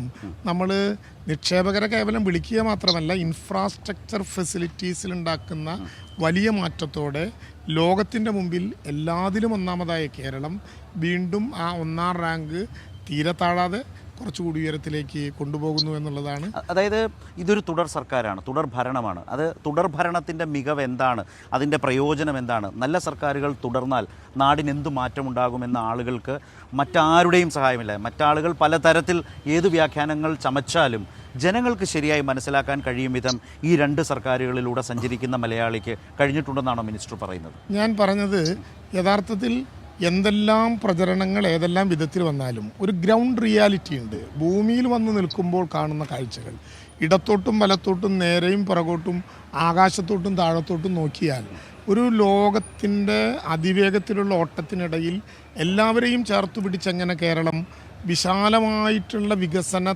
സങ്കല്പങ്ങളിലേക്ക് പോകാൻ പറ്റുമെന്ന് വായിച്ചെടുക്കാൻ ഭൂതക്കണ്ണാടികൾ ആവശ്യമില്ലാത്ത വിധം കേരളം ഉയർന്നിരിക്കുന്ന ഒരു കാലം. മറ്റൊക്കെ പറയുമ്പോൾ ഉണ്ടാകുന്നൊരു പ്രശ്നം, ഒരു നിക്ഷേപം ഉണ്ടാകുന്നു, അതെവിടെയാണ്? അത് തിരുവനന്തപുരത്താണ്. തൃശ്ശൂരിരിക്കുന്ന ആൾ ചോദിക്കും എനിക്കെന്ത് മെച്ചം. ഒരു നിക്ഷേപം ഉണ്ടാകുന്നു, അത് കാസർഗോഡാണ്, എനിക്കെന്ത് മെച്ചം. ഒരു റോഡുണ്ടാകുന്നു, അത് പാലക്കാടാണ്, എനിക്കെന്ത് മെച്ചം. ഇത് 140 നിയോജക മണ്ഡലത്തിലും 1000-ലേറെ തദ്ദേശ സ്ഥാപനങ്ങളിലും എവിടെ വികസനം എന്ന് ചോദിച്ചാൽ നിൽക്കുന്നിടത്ത് നിന്ന് വിരൽ ചൂണ്ടിയാൽ കാണാവുന്ന വിധത്തിൽ അത് ഇൻഫ്രാസ്ട്രക്ചറാകട്ടെ, അത് നിക്ഷേപമാകട്ടെ, അതിദാരിദ്ര്യത്തിലുള്ള മോചനമാകട്ടെ, വീടാകട്ടെ, ഭൂമിയാകട്ടെ, നമുക്ക് കൺമുമ്പിലെത്തിക്കാൻ കഴിയുന്നത് ഈ തുടർച്ചയുടെ അനന്തരഫലമാണ്. ഒന്നിൻ്റെ തുടർച്ചയായി മറ്റൊന്ന് വരുന്നു. ഈ തുടർച്ച തന്നെയാണ് കേരളം ഇനിയും വികസനത്തിന് വേണ്ടി ആഗ്രഹിക്കുക എന്നുള്ളത്. മിനിസ്റ്റർ പറഞ്ഞതിൽ എനിക്ക് 2 കാര്യങ്ങൾ പെട്ടെന്ന് ഓർമ്മ വന്നു. ഒന്ന്, കിഫ്ബിയുടെ ഇടപെടൽ കൊണ്ട് നമ്മൾ പണം സമാഹരിച്ച് വികസന പ്രവർത്തനങ്ങൾ മുന്നോട്ട് കൊണ്ടുപോയപ്പോൾ അക്കാലത്തെ പ്രതിപക്ഷ MLA-മാരടക്കം ഒരു ആക്ഷേപവും പറഞ്ഞില്ല. കാരണം എന്ന് വെച്ചാൽ അവർക്കടക്കം ഏറ്റവും മികവാർന്ന നിലയിൽ അവരുടെ മണ്ഡലങ്ങളിൽ വികസന പ്രവർത്തനങ്ങൾ കൊണ്ടുവരാൻ കഴിഞ്ഞു. അതിപ്പോഴും തുടരുന്ന ഒരു സാഹചര്യം. കഴിഞ്ഞ സഭയിൽ ഒരു ദിവസം വൈകുന്നേരം ധനകാര്യമന്ത്രി പറഞ്ഞൊരു കാര്യമുണ്ട്. നവകേരള സദസ്സിൽ എല്ലാ മണ്ഡലങ്ങൾക്കും 7 കോടി താങ്കൾ ഉണ്ടായിരുന്ന സഭയിൽ. അപ്പോൾ അന്ന് ഇടയ്ക്കൊന്ന് ഇടപെടുന്നത് ഞാൻ കണ്ടു. എന്ന് വെച്ചാൽ ഞാനത് പ്രത്യേകം എടുത്ത് പറയാൻ കാര്യം, പ്രതിപക്ഷ MLA-മാർ ബഹിഷ്കരിച്ച നവകേരള സദസ്സിൽ അവരുടെ മണ്ഡലങ്ങൾക്കും ആ 7 കോടിയുണ്ട് എന്ന് പറയുന്ന ഒരു സാഹചര്യമുണ്ട്. അപ്പം എങ്ങും വേർതിരിവില്ലാതെ വികസനത്തെ എത്തിക്കുക എന്നുള്ള, കേരളം ഒരു ഒറ്റ നഗരമാണ്, ഒറ്റ വികസിത പ്രദേശമാണ് എന്ന നിലയിലാണോ സർക്കാർ കാണുന്നത്? ഏതെങ്കിലും വിധത്തിലുള്ള കക്ഷി രാഷ്ട്രീയത്തിൻ്റെ വ്യത്യാസമില്ലാതെ എവിടെയാണോ അനിവാര്യത അവിടേക്ക് വിരൽ ചൂണ്ടുകയാണ്. ഞങ്ങൾ പലപ്പോഴും പറയാറുണ്ട്, ചിലപ്പോൾ പ്രതിപക്ഷ MLA-മാരുടെ അവിടേക്കായിരിക്കും ചില കാര്യങ്ങളിൽ കൂടുതൽ ഫണ്ട് പോവുക. ഗവൺമെൻറ്റിൻ്റെ മറുപടി അന്ന് ഇത്രയേ ഉണ്ടായിരുന്നുള്ളൂ, ഇന്ന് ഞങ്ങൾ മന്ത്രിമാരായിരിക്കുമ്പോഴും അത്രയേ ഉള്ളൂ. എവിടെയാണോ അനിവാര്യത അവിടേക്കാണ് വിരൽ ചൂണ്ടുക. നവകേരള സദസ്സിൽ പങ്കെടുത്ത എല്ലാ മണ്ഡലങ്ങളിലും ഉയർന്നു വന്ന പ്രപ്പോസൽ ആളുകൾ ചോദിച്ചല്ലോ, മണ്ഡലങ്ങളിൽ പോയി പരാതി മേടിച്ചു, ആവശ്യങ്ങൾ കേട്ടു, എന്നിട്ട് എന്തുണ്ടായി? 7 കോടിക്കകത്ത് നിൽക്കാവുന്ന വിധത്തിൽ എല്ലാ മണ്ഡലങ്ങൾക്കും. അപ്പോൾ നിങ്ങൾ MLA മാർ വന്ന 99 മണ്ഡലങ്ങളിലാണോ? അല്ല, ജനങ്ങൾ വന്ന 140 മണ്ഡലങ്ങളിലും. 140 മണ്ഡലങ്ങളിലും വന്നു ജനങ്ങൾ. രാഷ്ട്രീയമായ പ്രശ്നം കൊണ്ട് പലർക്കും വരാനും പറ്റാനും പോവാതെയൊക്കെ ഇരിക്കാം. ഇപ്പോൾ ഈ കിഫ്ബിയെ കുറ്റം പറയുമ്പോഴും കിഫ്ബിക്കെതിരായ അഭിപ്രായ പ്രകടനങ്ങൾ നടത്തുന്നവർ തന്നെ അവരവരുടെ മണ്ഡലത്തിൽ ഉള്ളത് വേഗം തീർക്കണമെന്നും പുതുത് വേണമെന്നും നിരന്തരമായി വാദിക്കുന്നുണ്ട്. അത് സ്വാഭാവികമായിട്ടും MLA മാരുടെ കടമ എന്ന നിലയിൽ നിർവഹിക്കും. അതിലൊരു കുറവുണ്ടാകില്ല. രാഷ്ട്രീയം വേറെ, വികസനം വേറെ. വികസനം കേരളത്തിലാണ്. ശരത് ഈ പറഞ്ഞുകൊണ്ട് ഞാൻ അവസാനിപ്പിക്കുന്നതിന് മുമ്പ് ഒരു വരി പറഞ്ഞാണ്. ബഹുമാനപ്പെട്ട ധനകാര്യമന്ത്രിയും പറഞ്ഞൊരു കാര്യം, നമുക്ക് പ്രതിപക്ഷ വിമർശനം ഭരണപക്ഷത്തോടാകാം, പ്രതിപക്ഷം ഭരണപക്ഷ വിരുദ്ധ പ്രതിപക്ഷമാകാം, കേരള വിരുദ്ധ പ്രതിപക്ഷമാകരുത്. അതാണ് കേരളത്തിൻ്റെ. അപ്പം അവസാനിപ്പിക്കും മുമ്പ് എന്ന് കടമെടുത്ത് ഞാനൊരു കാര്യം കൂടി ചോദിച്ച് അവസാനിപ്പിച്ചോട്ടെ. അവസാനിപ്പിക്കും മുമ്പ് മിനിസ്റ്ററോട് ഒരു കാര്യം കൂടി, അതായത് ഈ കേരള വിരുദ്ധ സമീപനം പാടില്ല എന്ന് പറയുന്നിടത്താണ് എൻ്റെ ചോദ്യം. അതായത് ഇന്ന് പ്രതിപക്ഷ നേതാവ് പങ്കെടുത്തു, താങ്കളത് സ്വാഗതം ചെയ്യുമ്പോൾ തന്നെ അതൊരു തിരിച്ചറിവാണോ? 1. 2, തരൂർ ഈ വിഷയത്തിൽ പ്രതിപക്ഷത്ത് നിന്ന് കോൺഗ്രസിൻ്റെ പ്രവർത്തക സമിതി അംഗം എന്ന നിലയിൽ കേരളത്തിൻ്റെ മാറ്റത്തെക്കുറിച്ച് വസ്തുതകളുടെ അടിസ്ഥാനത്തിൽ, ഡാറ്റയുടെ അടിസ്ഥാനത്തിൽ സംസാരിച്ചപ്പോൾ കോൺഗ്രസിന് വല്ലാതെ അസ്വസ്ഥപ്പെട്ടു കോൺഗ്രസ് നേതാക്കൾ. പക്ഷേ അതടക്കം വലിയ തോതിൽ ചർച്ചയായതും ഇന്നടക്കം പ്രതിപക്ഷ നേതാവ് പങ്കെടുക്കുന്നതിനും യാഥാർത്ഥ്യം തിരിച്ചറിയുന്നതിനും കുറെ കൂടി വസ്തുനിഷ്ഠമായി ഇടപെടുന്നതിനും ഇടയാക്കിയോ? അല്പം പൊളിറ്റിക്സ് ആണ്. നമുക്ക് രാഷ്ട്രീയമാകട്ടെ, നമുക്ക് ഇപ്പോൾ ഏത് തരത്തിലുള്ള വാദവും നമുക്ക് അങ്ങോട്ടും ഇങ്ങോട്ടും പിന്നെ പറയാം. പക്ഷേ സമയം എത്രമായി എന്ന് ചോദിച്ചാൽ 8-10 എന്നേ ഭരണപക്ഷത്തിനും പ്രതിപക്ഷത്തിനും പറയാൻ പറ്റൂ. കാരണം അത് നിയതമായിട്ടുള്ളൊരു സമയമാണ്. വികസനത്തിന് സൂചികകൾ കൊണ്ടാണ് മറുപടി പറയുന്നത്. പൊള്ളയായ വാഗ്ദാനങ്ങളോ കവലപ്രസംഗങ്ങളോ അല്ല. അതിൽ നമ്മൾ പലതും പറയും, പല വിധത്തിൽ. അങ്ങനെ പറയുന്നവരല്ല നമ്മൾ. പക്ഷേ അങ്ങനെ പല അഭിപ്രായങ്ങളും ആളുകൾ അതത് രാഷ്ട്രീയ കോണുകളിലൂടെ നോക്കുമ്പോഴുണ്ടാകും. അതായത് ഓരോ പ്രശ്നത്തെയും ഓരോ രാഷ്ട്രീയ കക്ഷിയും എങ്ങനെ സമീപിക്കുന്നു എന്നുള്ളതായിരിക്കും കവലയോഗങ്ങളിൽ നമ്മൾ പറയുന്ന ഒരു പൊതു പൊളിറ്റിക്സ്. പക്ഷേ സൂചികകളെ നമുക്ക് കളയാൻ പറ്റില്ല. ബഹുമാനപ്പെട്ട വ്യവസായ വകുപ്പ് മന്ത്രി കേരളത്തിൻ്റെ നേരെ, ലോകത്തിൻ്റെ നേരെ തിരിച്ചു വെച്ച കണ്ണാടിയിൽ കണക്കുകളാണ്. ആ കണക്കുകൾ നിഷേധിക്കാനാകില്ല. ആ കണക്കുകളിൽ എവിടെ കുറവ് എന്ന് പറയാൻ അധികാരമുണ്ട് എല്ലാവർക്കും. പക്ഷേ കുറവ് ചൂണ്ടിക്കാണിക്കപ്പെടണം. അവിടെയാണ് ഒരു പുതിയ പോസിറ്റീവ് പോയിൻ്റ് ഉയർന്നു വരുന്നത്. എത്ര ചൂണ്ടിക്കാണിച്ചാലും തിരുത്തേണ്ടതല്ലാത്തൊരു കണക്കാണിതെന്ന് ബോധ്യപ്പെടുമ്പോൾ പിന്നെ ആ കണക്കിനോടൊപ്പം നിൽക്കുകയും ആ കണക്കുയർത്തിപ്പിടിക്കുന്ന കേരളത്തിന് അനുകൂലമായിട്ടുള്ളൊരു വികാരം ഉണ്ടാക്കുകയും ചെയ്യേണ്ടത് ജനപ്രതിനിധികളുടെ എല്ലാം ആവശ്യമാണ്. ഞങ്ങളതുകൊണ്ടാണ് പറഞ്ഞത്, ഇതിലേതെങ്കിലും വിധത്തിലുള്ള ബാരിക്കേഡുകളില്ല. തുറന്ന മനസ്സും തുറന്ന വേദിയും തുറന്ന സമീപനവുമാണ് ഇൻവെസ്റ്റ്മെൻറ്റിലുള്ളത്. ഒറ്റ കാര്യം, കേരളത്തിൻ്റെ നിയമിതമായിട്ടുള്ള നിയമങ്ങൾ അനുസരിച്ചേ മതിയാകൂ. അതനുസരിച്ചുള്ള പ്രവർത്തനങ്ങൾക്ക് തടസ്സമുണ്ടാകില്ല. അതിനേറ്റവും വേഗതയിലാകും. അത് പൊതുസമൂഹം ഏറ്റെടുത്തതിൻ്റെ ദൃഷ്ടാന്തമാണ്, അഥവാ പ്രതിഫലനമാണ് ഇന്നിപ്പോൾ അതിവേഗം മുന്നോട്ട് പോകുന്ന ഇൻവെസ്റ്റ്മെൻറ്റ് മീറ്റ്. B2B ഡിസ്കഷനുകളൊക്കെ വളരെ പോസിറ്റീവായി പോകുന്നതായി കാണുന്നു. അതുകൊണ്ടാണ് ഞാൻ പറഞ്ഞത്, ഇതിനെ ഒരു ചരിത്ര സംഭവമാക്കി മാറ്റി എല്ലാവരെയും സംസ്ഥാന സർക്കാരിന് വേണ്ടി, ആതിഥേയരാണ് സർക്കാരെങ്കിലും സർക്കാരിന് വേണ്ടി അഭിനന്ദിക്കുന്നു. ബഹുമാനപ്പെട്ട മുഖ്യമന്ത്രി തന്നെ 1.5 ദിവസം പൂർണ്ണമായി ഇവിടെ കേന്ദ്രീകരിക്കുകയാണ്. കാരണം കേരളം പുതിയ മേഖലകളിലേക്ക് കടക്കാൻ പോകുന്ന അഭിമാനകരമായിട്ടുള്ള ഒരു അനുഭവത്തിന് കേരളം മുഴുവൻ സാക്ഷ്യം വഹിക്കുകയാണ്. അപ്പോൾ ഏതായാലും ആവേശകരവും കേരളത്തെ സംബന്ധിച്ച് അനിവാര്യവുമായൊരു മാറ്റത്തിൻ്റെ വളരെ സുപ്രധാന ഒരു മൈൽ സ്റ്റോൺ ആണ് നടന്നു വരുന്നത്. അതേക്കുറിച്ചാണ് സംസ്ഥാന സർക്കാരിന് വേണ്ടി ബഹുമാന്യനായ റവന്യൂ മന്ത്രി ഇത്ര നേരം സംസാരിച്ചത്. ഒരുപാട് സന്തോഷം. Thank you. അപ്പോൾ അദ്ദേഹം സംസാരിച്ചത് അതിൽ വളരെ നിയന്ത്രിതമായ അളവിൽ മാത്രമാണ് രാഷ്ട്രീയം കടന്നു വന്നത് എന്നാണ് ഞാൻ മനസ്സിലാക്കുന്നത്. അത് ഒരു വേള കൂടുതൽ വന്നത് ഒരുപക്ഷെ എൻ്റെ ചോദ്യങ്ങളുടെ കൂടി പശ്ചാത്തലത്തിലാണ്. ഇന്ന് യഥാർത്ഥത്തിൽ ഇവിടെ കണ്ടതും അതുതന്നെയാണ്. രാവിലെ മുതൽ നമ്മൾ വ്യവസായ മന്ത്രിയോട് സംസാരിക്കുമ്പോഴും ഒക്കെ മാധ്യമപ്രവർത്തകരെന്ന നിലയിൽ നമ്മൾ അല്പം രാഷ്ട്രീയം കലർത്തിയുള്ള കാര്യങ്ങൾ ചോദിക്കുമ്പോഴുമൊക്കെ അതിൻ്റേതായ അളവിലും അകലത്തിലും നിർത്തിക്കൊണ്ട് കേരളത്തിൻ്റെ വികസനത്തെ സംബന്ധിച്ച് എല്ലാവരും ഒന്നിച്ച് വസ്തുനിഷ്ഠമായിട്ടുള്ള, ശരിയായിട്ടുള്ള, നാടിന് സഹായകരവും ഗുണപരവും വളർച്ചയ്ക്കും സഹായകരമായ വികസനം എന്നുള്ളതാണ്. ആ നിലയിലേക്കുള്ള സംരംഭങ്ങൾ വരണം. അതുമായി വരുന്ന സംരംഭകരെ ആശയക്കുഴപ്പത്തിലാക്കാത്ത വിധം നിൽക്കുന്ന ഒരു കാഴ്ച കൂടി കണ്ടു എന്ന് ഞാൻ ഒരു അവതാരകൻ്റെ സ്വാതന്ത്ര്യമെടുത്ത് അധികമായി പറഞ്ഞു എന്നേ ഉള്ളൂ. എനിക്കൊപ്പം ഈ ചർച്ചയിൽ വന്ന 3 മറ്റ് പാനലിസ്റ്റുകൾ കൂടിയുണ്ട്. അവരേതായാലും റവന്യൂ മന്ത്രി സംസാരിക്കുന്നു എന്നതുകൊണ്ടും ഇത്ര വലിയൊരു പരിപാടിയുടെ ഭാഗമായിട്ടാണ് അദ്ദേഹം സംസാരിക്കുന്നത് വളരെ ശ്രദ്ധയോടെ കേട്ടിരുന്നു എന്ന് വിചാരിക്കുന്നു. ഒരാൾ യൂത്ത് കോൺഗ്രസിൻ്റെ തിരുവനന്തപുരം ജില്ലാ പ്രസിഡൻ്റായിട്ടുള്ള നേമം ഷജീറാണ് ഈ ചർച്ചയിൽ പങ്കെടുക്കുന്ന കോൺഗ്രസ് വക്താവ്. മറുഭാഗത്ത് ശ്രീ എം ജയചന്ദ്രനുണ്ട്, മുതിർന്ന മാധ്യമപ്രവർത്തകൻ. അതുപോലെ തന്നെ സാമ്പത്തികകാര്യ മാധ്യമപ്രവർത്തകൻ ശ്രീ ജോർജ് ജോസഫും ഉണ്ട്. 3 പേരുമുണ്ട്. ഞാൻ കൊച്ചിയിലാണ്. ഈ ഇൻവെസ്റ്റ് കേരള സമ്മിറ്റിൻ്റെ ഈ വേദിയിൽ നിന്നുമാണ് ന്യൂസ് ആൻഡ് വ്യൂസുമായി പ്രേക്ഷകർക്ക് മുമ്പിലേക്ക് എത്തുന്നത്. രാവിലെ മുതൽ തന്നെ പ്രേക്ഷകർക്ക് മുമ്പിലേക്ക് ഇവിടെ നിന്നുള്ള ഓരോ വിവരങ്ങളും എത്തിക്കും. എനിക്കൊന്ന് പ്രതിപക്ഷ നേതാവ് ഇന്ന് ആദ്യ പ്രതികരണം നടത്തിയത് കൈരളി ന്യൂസിലൂടെയാണ് രാവിലെ. അതുപോലെ ലീഗ് നേതാവും എം പിയുമായിട്ടുള്ള PV അബ്ദുൾ വഹാബ്, അതുപോലെ ഡോക്ടർ രവി പിള്ളയുടെ പ്രതികരണം ഒക്കെ രാവിലെ തുടക്കത്തിൽ തന്നെ ആദ്യ ഘട്ടത്തിൽ തന്നെ പ്രതിപക്ഷ നേതാവ് പറഞ്ഞ ഒരു വാചകം ഞാൻ ഇപ്പോഴും ഓർക്കുന്നു. അദ്ദേഹം പറഞ്ഞത് കേരളത്തിന് പുറത്തേക്ക് വികസനവുമായി ബന്ധപ്പെട്ട്, വ്യവസായ വികസനവുമായി ബന്ധപ്പെട്ട് പുറത്തേക്ക് ഇവിടെ ഒരു വലിയ ഭിന്നതയുണ്ട് എന്ന നിലയിൽ ഒരു സമീപനം, അങ്ങനെ ഒരു പ്രതീതി പോകാൻ പാടില്ല. അതിലേറ്റവും അധികം ശ്രദ്ധിക്കേണ്ട ആളുകളും അതിൽ ഉത്തരവാദിത്വവും തങ്ങൾക്കാണ് എന്ന് പറഞ്ഞുകൊണ്ടാണ് പ്രതിപക്ഷ നേതാവ് സംസാരിച്ചത്. അത് കൈരളി ന്യൂസിനോട് സംസാരിച്ചു. ഞങ്ങളത് പറയുകയും ചെയ്തത് വളരെ സ്വാഗതാർഹമായൊരു നിലപാടായി തന്നെ കാണുന്നു. കഴിഞ്ഞ ദിവസങ്ങളിലൊക്കെ ഉണ്ടായ ചർച്ചകളൊക്കെ നമ്മുടെയൊക്കെ മനസ്സിൽ വരും. അവിടെയാണ് ഇതുപോലൊരു വേദിക്ക് തൊട്ട് മുമ്പ്, ഉദ്ഘാടന വേദിയിലേക്ക് പോകുന്നതിന് തൊട്ട് മുമ്പ് പ്രതിപക്ഷ നേതാവ് അങ്ങനെ പറഞ്ഞത് എന്നതുകൂടി ഞാൻ സാന്ദർഭികമായി ഓർമ്മിപ്പിക്കുന്നു പ്രേക്ഷകരെ. ഞാൻ ഇവരിലേക്ക് 3 പേരിലേക്കും പോകാം. മന്ത്രി ശ്രീ രാജീവിനെ പ്രതീക്ഷിക്കുന്നുണ്ട്. അദ്ദേഹം തിരക്ക് പിടിച്ച ഈ പറഞ്ഞതുപോലെ ഈ പരിപാടിയിലേക്ക് വന്നിട്ടുള്ള മറ്റു രാജ്യങ്ങളിലെ പ്രതിനിധികളുണ്ട്.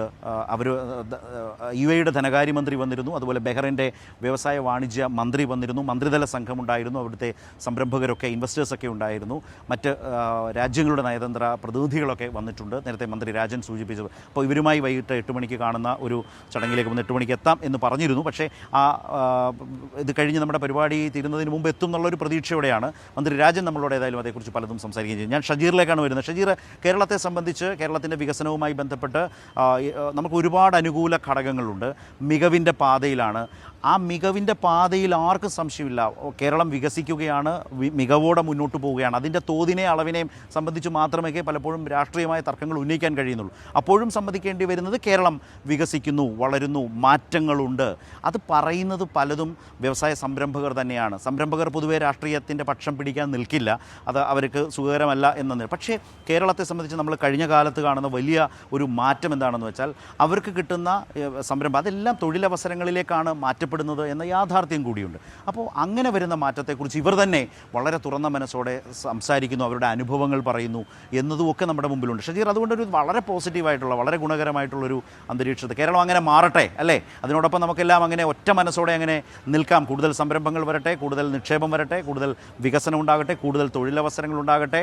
അങ്ങനെ അതിനൊരു നല്ല പിന്തുണ കൊടുക്കാനുള്ള മനസ്സ് ഷജീറിനെ പോലൊരു യുവ നേതാവിന് ഉണ്ടെന്ന് തന്നെയാണ് ഞാൻ വിചാരിക്കുന്നത്. തീർച്ചയായിട്ടും അത് പിന്തുണ ഉണ്ട് എന്ന് മാത്രമല്ലല്ലോ, എൻ്റെ പ്രതിപക്ഷ നേതാവ്, ഞങ്ങളുടെ പ്രതിപക്ഷ നേതാവ്, നമ്മുടെ പ്രതിപക്ഷ നേതാവ് കേരളത്തിൻ്റെ വികസനത്തിന് വേണ്ടി എന്ത് വിട്ടുവീഴ്ചയും ചെയ്യുമെന്ന് വളരെ വ്യക്തമായി പ്രഖ്യാപിച്ചു കഴിഞ്ഞിരിക്കുകയാണ്. ശരിക്കും പ്രതിപക്ഷത്തെ കണ്ടു പഠിക്കേണ്ടതാണ്. കേരളത്തിന് ഗുണകരമായിട്ടുള്ള, കേരളത്തിൻ്റെ വ്യവസായത്തിനും കേരളത്തിൻ്റെ എല്ലാ മാറ്റത്തിനും ഗുണപരമായിട്ടുള്ള ഏത് പരിപാടിക്കും അദ്ദേഹം മുന്നിലുണ്ട്. പക്ഷേ കേരള വിരുദ്ധത എന്ന ഒരൊറ്റ സാധനം കൊണ്ട് അങ്ങനെ പിന്നെ ഇതിനകത്തുള്ള പ്രതിപക്ഷ നേതാവിൻ്റെ ഉത്തരവാദിത്വം നിർവഹിക്കുമ്പോൾ അതിന് കേരള വിരുദ്ധത എന്ന് പറഞ്ഞ് കല്ലെറിഞ്ഞിട്ട് കാര്യമില്ല. ഇവിടെ ഇത് വളരെ സ്വാഗതം ചെയ്യേണ്ട പരിപാടിയാണ്. കേരളത്തിൽ മാറ്റം കൊണ്ടുവരണം എന്ന് തന്നെയാണ് നമ്മളും ആഗ്രഹിക്കുന്നത്. അതിൻ്റെ ഇൻഫ്രാസ്ട്രക്ചർ ആണെങ്കിലും ശരി തന്നെയാണ്, തൊഴിലവസരങ്ങളുടെ കാര്യത്തിലാണെങ്കിലും ശരി തന്നെയാണ്, ജീവിത നിലവാരത്തിൻ്റെ കാര്യത്തിലാണെങ്കിലും ശരി തന്നെയാണ്. അടിമുടി മാറ്റം ഉണ്ടാകണം. പ്രതിപക്ഷ നേതാവ് ഏറ്റവും വ്യക്തമായി പറഞ്ഞൊരു കാര്യമെന്ന് പറയുന്നത് നമ്മുടെ കുട്ടികൾ വിദേശത്ത് പോകുന്നത് തടയാൻ കഴിയണം. നമ്മുടെ നാട്ടിലെ ബ്രെയിൻ ഡ്രെയിൻ തടയാൻ കഴിയണം. ഹൈ പേയിങ് ആയിട്ടുള്ള ജോബുകൾ നമ്മുടെ നാട്ടിലെ കുട്ടികൾക്ക് ലഭ്യമാകണം. അതിനുവേണ്ടി ഏത് അറ്റം വരെയും ഏത് വിട്ടുവീഴ്ചയും ചെയ്യാൻ പ്രതിപക്ഷം തയ്യാറാണ് എന്നാണ് അദ്ദേഹം പ്രഖ്യാപിച്ചത്. ആ പ്രതിപക്ഷത്തെ ശരിക്കും നിങ്ങളാണ് കണ്ടുപഠിക്കേണ്ടത് എന്നാണ് എൻ്റെ അഭിപ്രായം. നമുക്കറിയാം പല ഘട്ടങ്ങളിലും പ്രതിപക്ഷം ഉത്തരവാദിത്തത്തോടു കൂടി നിറവേറ്റേണ്ട പല കാര്യങ്ങളും നമുക്കറിയാം. ഇപ്പോൾ പോലും വളരെ വൈകിയാണ് ഈ സമ്മിറ്റ് നടന്നത് എന്നുള്ള ഒരു പ്രയാസം മാത്രമേ ഉള്ളൂ. കേരളത്തിൽ ഇതിനു മുമ്പേ നടക്കേണ്ടതാണ്. ക്രിയാത്മകമായി പ്രതിപക്ഷവും ഭരണപക്ഷവും വളരെ ട്രാൻസ്പാരൻ്റായിട്ട് നടക്കുന്ന എല്ലാ പദ്ധതികളെയും അനുകൂലമായ സമീപനം സ്വീകരിക്കേണ്ടതാണ്. അതും പ്രതിപക്ഷ നേതാവ് വളരെ വ്യക്തമായി പറഞ്ഞു. എല്ലാം ട്രാൻസ്പാരൻ്റായിട്ട് നടക്കട്ടെ. ട്രാൻസ്പാരൻ്റായിട്ട് നടന്നു കഴിഞ്ഞാൽ ഒരാൾക്കും എതിർക്കാൻ കഴിയില്ല, ഒരാൾക്കും തകർക്കാനും കഴിയില്ല എന്നുള്ളതാണ് പ്രഖ്യാപിക്കപ്പെട്ട അദ്ദേഹത്തിൻ്റെ പിന്തുണയുടെ ഒരു പ്രത്യേകത കൂടി. അപ്പോൾ ഈ രീതിയിൽ മാറ്റം കൊണ്ടുവരണം എന്നുള്ളതിൽ ഒരു തർക്കവുമില്ല. ഞങ്ങൾ ഏതെങ്കിലും ഈ സർക്കാരിൻ്റെ വികസന പരിപാടിയോ അതല്ലെങ്കിൽ സർക്കാർ ഗുണപരമായി കേരളത്തിലെ ജനങ്ങൾക്ക് കൊണ്ടുവരുന്ന ഒരു പരിപാടിക്കും ഞങ്ങളെതിരല്ല. പക്ഷേ ഞങ്ങൾ മുന്നോട്ട് വയ്ക്കുന്ന പല കാര്യങ്ങളും ഈ സർക്കാർ അല്ലെങ്കിൽ മുന്നോട്ട് വയ്ക്കുന്ന വിഷയങ്ങളിലെ ഒരു ട്രാൻസ്പാരൻസിയാണ് നമ്മളെപ്പോഴും ചോദ്യം ചെയ്യുന്നത്. ഇപ്പോൾ പല സൂചികകളും കേരളത്തിൻ്റെ വികസനവുമായി ബന്ധപ്പെട്ട് മുന്നോട്ട് വന്നിട്ടുണ്ട്. പക്ഷേ ഈ ഗ്രൗണ്ട് റിയാലിറ്റിയുമായി ബന്ധപ്പെട്ട് മാച്ച് ചെയ്യാത്ത ഒരു സാഹചര്യം ഉണ്ടാകുമ്പോഴാണ് ചോദ്യങ്ങൾ ഉന്നയിക്കപ്പെടുന്നത്. ഇപ്പോൾ പ്രതിപക്ഷത്തിൻ്റെ ചോദ്യങ്ങൾ കേവലം കോൺഗ്രസിൻ്റെ പ്രതിപക്ഷമായി കാണാതിരുന്നാൽ മതി. ഇവിടെ പ്രശ്നം എന്താണ്? ഞങ്ങൾ എന്തെങ്കിലും ഒരു ചോദ്യം ഉന്നയിക്കുമ്പോൾ, ഞങ്ങൾ എന്തെങ്കിലും ഒരു ആരോപണം ഉന്നയിച്ചാൽ അത് കേവലം കോൺഗ്രസിൻ്റെയും പ്രതിപക്ഷത്തിൻ്റെയും യൂത്ത് കോൺഗ്രസിൻ്റെയും ആരോപണമായി കാണാതിരുന്നാൽ പ്രശ്നം തീരും. ഇത് ജനങ്ങളുടെ ആശങ്കയാണ് പ്രതിപക്ഷ നേതാവിലൂടെ നിയമസഭയ്ക്കകത്തും പൊതുസമൂഹത്തിൻ്റെ മുന്നിലും മാധ്യമങ്ങളുടെ മുന്നിലും അവതരിപ്പിക്കപ്പെടുന്നത്. ആ ആശങ്കകൾ പരിഹരിക്കപ്പെടണം, ആ ചോദ്യങ്ങൾ മുഖ്യമന്ത്രിയുടെ മുന്നിൽ എത്തിക്കണം എന്നുള്ളതേ ഉള്ളൂ. അപ്പോൾ പ്രതിപക്ഷ നേതാവ് വളരെ എടുക്കേണ്ട ഒരു സമയത്ത് കൃത്യമായ നിലപാട് സ്വീകരിച്ചു. ഇന്ന് കേരളത്തിലെ നിങ്ങൾ പറയുന്നത് പോലെ ഏറ്റവും അഭിമാനകരമായ നിമിഷത്തിൽ എങ്ങനെയാണ് ഒരു പ്രതിപക്ഷ നേതാവ് പെരുമാറേണ്ടത്, ഒരു പ്രതിപക്ഷ പാർട്ടി എങ്ങനെയാണ് പെരുമാറേണ്ടത്, അത് നിങ്ങൾ വിചാരിക്കുന്നതിനാൽ കൂടുതൽ മഹനീയമായി, കൂടുതൽ ഉത്തരവാദിത്തത്തോടു കൂടി അദ്ദേഹം പ്രതികരിച്ചു എന്നാണ് ഞാൻ മനസ്സിലാക്കുന്നത്. കഴിഞ്ഞ കാലങ്ങളിലെ പ്രതിപക്ഷ നേതാക്കളെ വെച്ച് നോക്കുമ്പോൾ, പ്രതിപക്ഷ പാർട്ടികൾ എടുത്ത നിലപാട് വെച്ച് നോക്കുമ്പോൾ നമുക്ക് ശരിക്കും പ്രതിപക്ഷ നേതാവിനെയാണ് ഏറ്റവും കൂടുതൽ സല്യൂട്ട് കൊടുക്കേണ്ടത് എന്നുള്ളതാണ് എൻ്റെ അഭിപ്രായം. നേരത്തെ നമുക്കറിയാം പല വികസന പദ്ധതികൾ വന്നപ്പോൾ പ്രതിപക്ഷ പാർട്ടികൾ എടുത്ത നിലപാടുകൾ, പല സമരങ്ങൾ. അപ്പോൾ നമ്മൾ ആ രീതിയിൽ പോകുമ്പോൾ ഞാൻ പറയുന്നത് പ്രതിപക്ഷ നേതാവിന് ഗുഡ് സർട്ടിഫിക്കറ്റ് കൊടുക്കേണ്ട സമയം തന്നെയാണ്.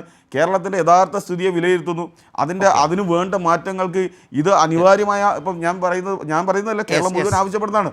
ഒരു വ്യാവസായികമായ സൗഹൃദം ഉണ്ടാകണം, അതുപോലെ തന്നെ നിക്ഷേപ സൗഹൃദമായി കേരളം മാറണമെന്ന് മുഴുവൻ ആളും ആഗ്രഹിക്കുന്ന കാര്യം തന്നെയാണ്.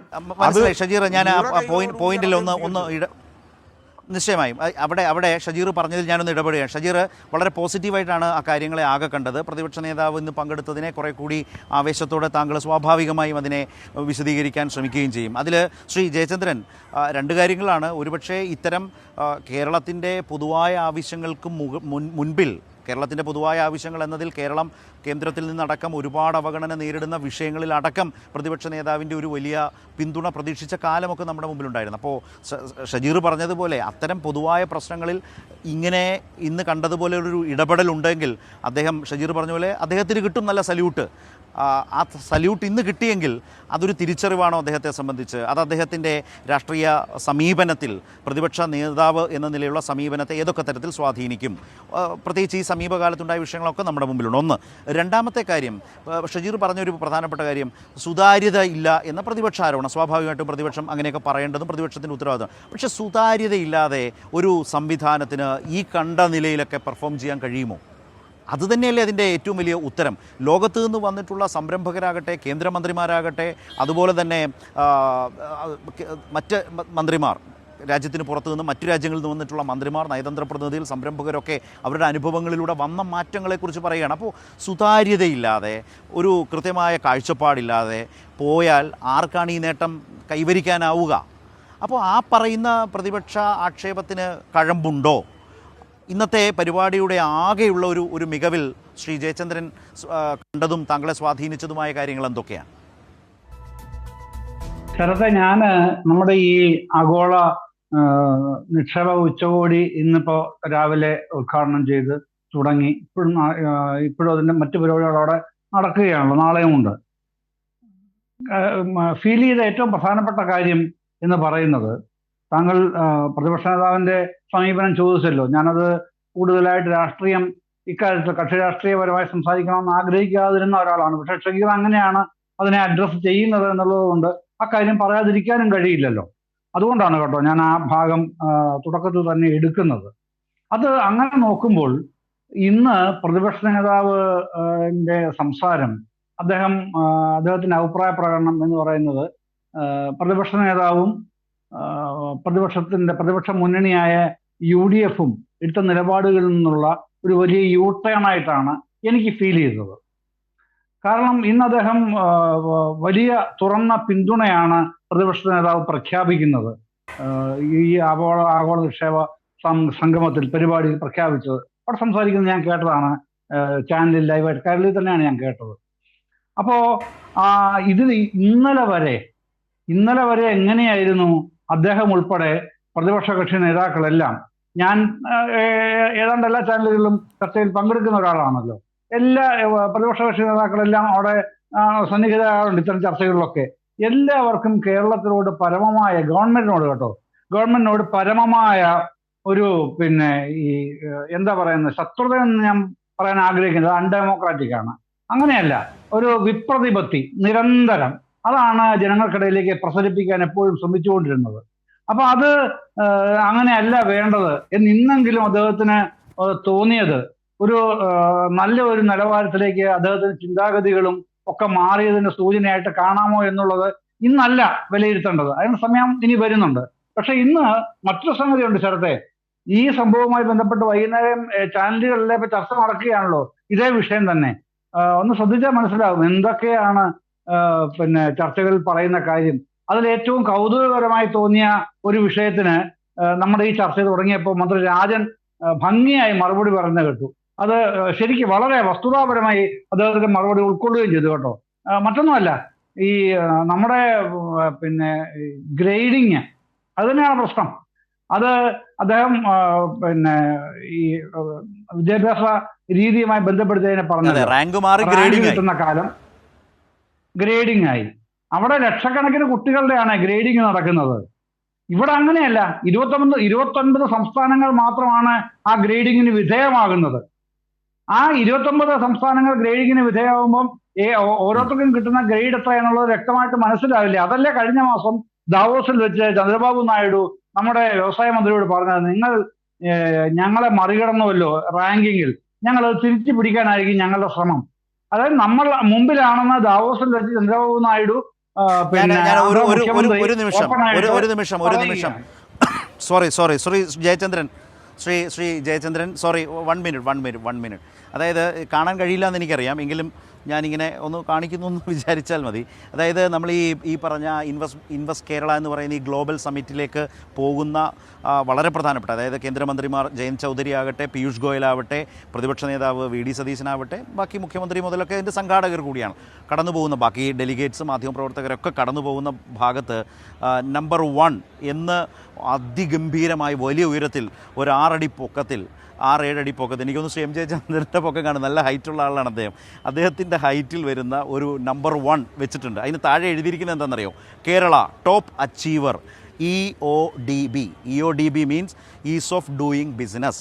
അതായത് കേന്ദ്രമന്ത്രിമാർ വരുന്ന, മറ്റ് രാജ്യങ്ങളിലെ മന്ത്രിമാർ വരുന്ന ഒരു സ്ഥലത്ത് അത്ര ഉത്തരവാദിത്വത്തോടെ വെക്കുന്നു. അതിൽ റാങ്ക് എന്നല്ല പറഞ്ഞിരിക്കുന്നത്, ടോപ്പ് അച്ചീവർ എന്നാണ് പറഞ്ഞത്. ടോപ്പ് അച്ചീവർ ഒന്നേ ഉള്ളൂ, ദാറ്റ് ഈസ് കേരളം. അതാണ് ചന്ദ്രബാബു നായിഡു ദാവോസിൽ പറഞ്ഞത്, നിങ്ങൾ ഞങ്ങളുടെ സ്ഥാനം അടിച്ചുകൊണ്ട് പോയി, അത് തിരിച്ചു പിടിക്കുക അത്ര എളുപ്പമല്ല എന്ന് ഞങ്ങൾക്കറിയാം എന്ന് ദാവോസിൽ വ്യവസായ മന്ത്രി പി രാജീവ് ഇരിക്കെ പറഞ്ഞത്. നമ്മൾ ആ വീഡിയോ ഒക്കെ നമ്മുടെയൊക്കെ കൈരളി ന്യൂസിൻ്റെ അടക്കം വാർത്തകളിലൂടെ കണ്ടതാണ്. ശ്രീ ജയചന്ദ്രൻ കംപ്ലീറ്റ് ചെയ്തോളൂ. അല്ല, അതിൽ തന്നെ ആസ്പിരന്റ്, അച്ചീവർ, ടോപ്പ് അച്ചീവർ, അങ്ങനെയാണല്ലോ ഗ്രേഡിംഗ് തന്നെ ഉള്ളത്. അത് നിലവിലുള്ളതാണല്ലോ, അതേ നമ്മൾ പറഞ്ഞുള്ളൂ. പക്ഷെ അതിനെ എത്ര വികൃതമാക്കാനാണ് മാധ്യമങ്ങൾ ശ്രമിച്ചത്? എന്തിനാണ് അത്തരം ശ്രമങ്ങളുടെ ലക്ഷ്യം എന്താണ്? എത്രത്തോളം സ്വന്തം സംസ്ഥാനത്തെ ഇകഴ്ത്താൻ പറ്റുമോ അത് ഇകഴ്ത്തുക. ആ കെണിയിൽ, അല്ലെങ്കിൽ അത്തരം ഒരു കെണി ഒരുക്കാൻ കൂട്ടുനിന്നില്ല പ്രതിപക്ഷ നേതാവ് എന്നുള്ളത് ഇന്ന് അദ്ദേഹത്തിന് മഹത്വം വർദ്ധിപ്പിച്ചിട്ടേ ഉള്ളൂ. ഇന്നലെ വരെ അദ്ദേഹം എന്ത് പറഞ്ഞാലും ചെയ്താലും ഇന്ന് ലോകത്തിന് മുമ്പിൽ നമ്മളെ രസകരമായ കാര്യം ശ്രീ ജയചന്ദ്രൻ, താങ്കൾ വളരെ സീനിയറായ ഒരു ജേർണലിസ്റ്റാണ്. നിങ്ങളൊക്കെ ചെയ്ത ഒരു മാധ്യമ പ്രവർത്തനം കൂടി കണ്ടും മനസ്സിലാക്കി മാധ്യമപ്രവർത്തകരായി വന്ന ആളുകളാണ്. അവിടെ ഈ വലിയ പരിപാടി കഴിഞ്ഞ് ഭയങ്കര ജോവിയലായി അസാമാന്യമായി എല്ലാവരും എൻഗേജ് ചെയ്യിച്ചിട്ടാണ് പീയൂഷ് ഗോയൽ സംസാരിച്ചത്. ഭയങ്കര രസകരമായി സംസാരിച്ചു. നിങ്ങളുടെ ബിസിനസ് ലെവലിൽ കേരളത്തിൻ്റെ ഈ വളർച്ചയെക്കുറിച്ചൊക്കെ ഭയങ്കര എക്സൈറ്റഡ് ആയി, നിങ്ങൾക്കതിന് കഴിയും, നിങ്ങൾ അങ്ങനെ പൊക്കോളൂ. ഞാൻ മുമ്പ് റവന്യൂ മന്ത്രിയോട് പറഞ്ഞു, പ്രോത്സാഹനമാണ്, അൾട്ടിമേറ്റ് പ്രോത്സാഹനമാണ്, കാശും തരണ്ടല്ലോ. കാശ് തരുന്ന കേസ് വരുമ്പോൾ കോടതി ചോദിച്ച പോലെ, ഇന്ന് ഹൈക്കോടതി അടക്കം ചോദിച്ച പോലെ കേന്ദ്രത്തിൻ്റെ കാര്യത്തിൻ്റെ സ്ഥിതി വേറെയാണ്. അപ്പോൾ അങ്ങനെ പീയൂഷ് ഗോയൽ പ്രോത്സാഹിപ്പിക്കുകയാണ്. പീയൂഷ് ഗോയൽ വളരെ ഹാപ്പിയായി വന്ന് പുറത്തിറങ്ങുമ്പോഴാണ് മൈക്ക് നീട്ടുമ്പോൾ വളരെ വളരെ കൗശലം നിറഞ്ഞ വളരെ കണ്ണിങ് ആയ ഒരു ചോദ്യം ചോദിക്കുന്നത്. അതിന് ശേഷം വരുന്ന തലക്കെട്ട് എന്താണെന്ന് വെച്ചാൽ പി രാജീവിനെ തള്ളി പീയൂഷ് ഗോയൽ എന്ന് പറഞ്ഞ് ഉച്ചവരെ കണ്ടതിനെ അങ്ങ് ആവിയാക്കി കളയുന്ന തരത്തിലേക്കാണ്. അവിടെയാണ് ഞാൻ പറഞ്ഞത് ടോപ്പ് അച്ചീവർ എന്നാണ് കേരളം പറഞ്ഞിട്ടുള്ളത്, അല്ലാതെ ഒന്നാം റാങ്ക് എന്നല്ലല്ലോ. ടോപ്പ് അച്ചീവറാണ് കേരളം. ഈസ് ഓഫ് ഡൂയിങ് ബിസിനസ്സിൽ രാജ്യത്തിലെ ടോപ്പ് അച്ചീവർ കേരളമാണ്, നോ ഡൗട്ട്. അത് മന്ത്രിക്കുമില്ല. ആ സിസ്റ്റം മാറിയെന്നേ പറഞ്ഞുള്ളൂ പീയൂഷ് ഗോയൽ. Yes please. അതെ, അല്ലെ, മാധ്യമകുലം എന്ന് നമ്മൾ പരസ്പരം പറയുമെങ്കിലും ഒരു ട്രച്ചറസ് ബ്രേക്കിംഗ് ആയിരുന്നു ഇക്കാര്യത്തിൽ നമ്മളുടെ മീഡിയ, ഇലക്ട്രോണിക് മീഡിയ പ്രത്യേകിച്ചും കൊടുക്കാൻ തയ്യാറായത്. പിന്നെ അത് പീയൂഷ് ഗോയൽ പറഞ്ഞതിന് പിന്നാലെ ചൗധരി ചരൺ സിംഗിന്റെ കൊച്ചുമകനാണല്ലോ ജയന്ത് ചൗധരി, UP. അദ്ദേഹം എന്താണ് പറഞ്ഞത്? ഞാൻ തിരിച്ചു എന്നിട്ട് യോഗി ആദിത്യനാഥ് ജിയോട് പറയും, പിന്നെ ഇവിടെ വാട്ടർ മെട്രോ ഉണ്ട്, മെട്രോ റെയിലുണ്ട്, രണ്ടും അങ്ങോട്ട് അഡാപ്റ്റ് ചെയ്യണം എന്ന് പറയും എന്ന് കേരളത്തിന്റെ ഈ വേദിയിൽ നിന്ന് ജയന്ത് ചൗധരി പറയുകയാണ്. അപ്പൊ അതൊക്കെ നമുക്കുണ്ടാക്കുന്ന, ഞാനതാ പറഞ്ഞത്, ഇത് നമ്മുടെ കേരളം തന്നെയാണോ എന്ന് ഈ പരിപാടി രാവിലെ മുതൽ കാണുന്ന ഓരോ മലയാളിയും അന്തം വിട്ടു പോകുന്ന വിധം അത്യധികം ആകർഷിക്കുന്ന ഒരു ഗംഭീര പരിപാടിയായിട്ട് തന്നെയാണ് ഇതിനെ ഞാൻ കൺസീവ് ചെയ്തത്. ഒപ്പം ഒരു കാര്യം ഇദ്ദേഹം പറഞ്ഞില്ലേ, ഷകീർ പറഞ്ഞ ഒരു കാര്യം കൂടെ പറഞ്ഞുകൊണ്ട് ഞാൻ ഈ ഭാഗം നിർത്താം. ഒറ്റ കാര്യം, അതായത് നമ്മുടെ ബ്രെയിൻ ഡ്രെയിനിന്റെ കാര്യം പറഞ്ഞു ഷകീർ. നമ്മുടെ കണക്കുകളുണ്ട് കേട്ടോ ബ്രെയിൻ ഡ്രെയിനിന്റെ കാര്യത്തിൽ. നിങ്ങൾ എപ്പോഴും പിന്നെ തെറ്റായി വ്യാഖ്യാനിക്കുന്ന ഒരു കാര്യമാണ്, വ്യാഖ്യാന വൈകൃതമാണ്. ഇന്ത്യയിൽ ഏറ്റവും കൂടുതൽ വിദ്യാർത്ഥികൾ വിദേശ രാജ്യങ്ങളിലേക്ക് പോകുന്നത് കേരളത്തിലല്ല, അത് ഗുജറാത്താണ്. അതെന്താണ്? അത് പ്രോവൻസ് ഫിഗേഴ്സ് ആണ്. അതെല്ലാം 2 മഹാരാഷ്ട്രയാണ്, 3 പഞ്ചാബാണ്, 4 തെലങ്കാനയാണ്. ഇതൊക്കെ പ്രോവൻസ് ഫിഗേഴ്സ് അല്ലേ? അപ്പൊ ഇതിനെയൊക്കെ അവഗണിച്ചിട്ട് നിങ്ങൾ എന്തിനാണ് ഈ കൊച്ചു കേരളത്തെ, അങ്ങനെയൊന്നും അല്ലാത്ത കൊച്ചു കേരളത്തെ നിരന്തരം ആക്രമിക്കുന്നത്? ബ്രെയിൻ ഡ്രെയിൻ, ഇവിടുന്ന് എല്ലാവരും ഓടിച്ചാടി പോകുന്നു. അത് ദയവായി ഈ കാര്യങ്ങൾ മനസ്സിലാക്കിയിട്ട്, ഇപ്പൊ ഇന്ന് വേണമെന്നല്ല, കാര്യങ്ങൾ മനസ്സിലാക്കിയിട്ട് തിരുത്താൻ ശ്രമിക്കും. ഓക്കെ, റൈറ്റ്, തീർച്ചയായും. പക്ഷേ ഞാനെപ്പോഴും പറയും, ബ്രെയിൻ എന്നൊക്കെ പറയേണ്ട കാര്യമൊന്നുമില്ല. നമുക്ക് അങ്ങനെ ആളുകളെ കെട്ടിപ്പൂട്ടിയിടാൻ കഴിയില്ല. അല്ല, അത് വേണ്ട ഷജീർ, അത് വിട്ടേക്ക്. ഞാനും അതിലേക്ക് എൻഗേജ് ചെയ്യിച്ചല്ല. അദ്ദേഹം നിങ്ങൾ പറഞ്ഞതുകൊണ്ട് ഒരു കമന്റ് പറഞ്ഞു എന്നേ ഉള്ളൂ. പക്ഷെ ഞാൻ പറയുന്നത് അങ്ങനെ ഒരു ബ്രെയിനെ നമുക്ക് ഏതെങ്കിലും ഒരു ഭൂപ്രദേശത്ത് കെട്ടിയിടാൻ കഴിയില്ല. അവര് പ്രത്യേകിച്ച് മലയാളികൾക്ക് പ്രവാസത്തിൻ്റെ ഒരു വല്ലാത്ത കരുത്തും അനുഭവവും പാരമ്പര്യമുള്ള മനുഷ്യരാണ്. ആ മൈഗ്രേഷനിലേക്ക് അവർ പോകും, അവർ പുതിയ ഇടങ്ങൾ കണ്ടെത്തും, അവിടെ ജീവിക്കും, ജീവിതം കെട്ടിപ്പടുക്കും, സ്വാഭാവികമാണ്. പക്ഷേ അങ്ങനെ വരുമ്പോൾ നമ്മുടെ നാട്ടിലുണ്ടാകുന്ന അതിൻ്റെ ആഘാതങ്ങളും പ്രത്യാഘാതങ്ങളും ഒക്കെ പരിശോധിച്ച് അതിനനുസരിച്ച് പോവുക എന്നുള്ളത് അതാത് കാലത്ത് നാട് ഭരിക്കുന്ന സർക്കാരുകളുടെ ഉത്തരവാദിത്വമാണ്. അതിനനുസരിച്ച് പോകണം. ഉന്നത വിദ്യാഭ്യാസ രംഗത്ത് നമ്മൾ അതുകൂടി കണ്ടുകൊണ്ട് ഒരുപാട് കാര്യങ്ങളിലേക്കും മാറ്റങ്ങളിലേക്കും പോകുന്നു. ഇവിടെ വ്യവസായ രംഗത്ത് ഈ മാറ്റം വരുന്നു, അതിലൂടെ കൂടുതൽ തൊഴിലവസരങ്ങൾ നാട്ടിലുണ്ടാക്കുന്നു. പുറത്തേക്ക് പോകുന്നവരെ സ്വാഭാവികമായി നാട്ടിലേക്ക് ആകർഷിക്കാം. പുറത്തേക്ക് പോകുന്ന ഈ മികവിനെ നമ്മുടെ നാട്ടിൽ ഉപയോഗിക്കാൻ കൂടുതൽ ശ്രമിക്കാം. അങ്ങനെയുള്ള ഒരു വലിയ പരിശ്രമം സ്വാഭാവികമായും ഈ ആലോചനകളിലൊക്കെ സംഭവിക്കുന്നുണ്ട് എന്ന് സപ്ലിമെൻ്റ് ചെയ്തു എന്ന് മാത്രം. ഞാൻ ശ്രീ ജോർജ് ജോസഫിലേക്ക് കൂടി പോവുകയാണ്. ശ്രീ ജോർജ് ജോസഫ്, താങ്കൾ കഴിഞ്ഞ എത്രയോ കാലങ്ങളായി, പതിറ്റാണ്ടുകളായി സാമ്പത്തികകാര്യ മാധ്യമ പ്രവർത്തകൻ എന്ന നിലയിൽ രാഷ്ട്രീയ കാഴ്ചപ്പാടുകൾ കൂടി വിശകലനം ചെയ്ത് നിലനിർത്തിയുമൊക്കെ ഈ സാമ്പത്തിക കാര്യങ്ങളാകെ നോക്കുന്നയാളാണ്. കേരളത്തെ നന്നായി അറിയാം ആ നിലയിൽ. ഇതിനു മുമ്പ് ജിമ്മ് നടന്നിട്ടുണ്ട്, എമർജിംഗ് കേരളം നടന്നിട്ടുണ്ട്. ഇന്നത്തെ പുതിയ സാഹചര്യം, ഈ ടോപ്പ് അച്ചീവർ എന്നൊക്കെ നമ്മൾ പറഞ്ഞ സാഹചര്യമുണ്ട്. സംരംഭകർക്ക്, ലോകമെമ്പാടുമുള്ള സംരംഭകർക്ക് കുറെ കൂടി ഇന്ത്യയിൽ ഇൻവെസ്റ്റ് ചെയ്യാൻ വരികയാണെങ്കിൽ അത് കേരളത്തിലാവണം എന്ന് പറയുന്ന നിലയിലേക്കൊരു അന്തരീക്ഷം മാറിയിട്ടുണ്ട്. എന്ന നിലയിൽ ഒരു വലിയ ഷിഫ്റ്റ് സംഭവിച്ചിട്ടുണ്ട്. അവിടെയാണ് ഇൻവെസ്റ്റ് കേരള നടന്നിട്ടുള്ളത് എന്ന് ഞാൻ പറഞ്ഞു വെച്ചാൽ താങ്കൾ അതെങ്ങനെ ഏറ്റെടുത്തുകൊണ്ട് താങ്കൾക്ക് അതിൽ നിന്ന് പറയാനാകുന്ന വളരെ പ്രധാനപ്പെട്ട നിരീക്ഷണങ്ങൾ എന്താവും? ശരത്തെ, ഇവിടെ ഈ നമ്മുടെ ഇൻവെസ്റ്റ് കേരള ഈ ഗ്ലോബൽ സമ്മിറ്റ് നടക്കുമ്പോൾ അതിൻ്റെ ഒരു പശ്ചാത്തലത്തിൽ നമ്മൾ കാണേണ്ടത് കേരളത്തിലുണ്ടായിരിക്കുന്ന വളരെ വലിയ തോതിലുള്ള ഒരു മാറ്റത്തെ നമ്മൾ കാണേണ്ടതുണ്ട്. അപ്പൊ താങ്കൾ നേരത്തെ സൂചിപ്പിച്ചതുപോലെ ഒരു കാലത്ത് കേരളം ഒരു ഇൻവെസ്റ്റ്മെന്റ് ഡെസ്റ്റിനേഷനേ അല്ല. കേരളത്തിലേക്ക് ആരും പോകരുത്, ആകെ കുഴപ്പമാകുമെന്നുള്ള രീതിയിലുള്ള ഒരു പ്രതീതി ജനിപ്പിക്കുകയായിരുന്നു. അത് യഥാർത്ഥത്തിൽ വസ്തുത വിരുദ്ധമായിട്ടുള്ള ഒരു കാര്യമാണ്.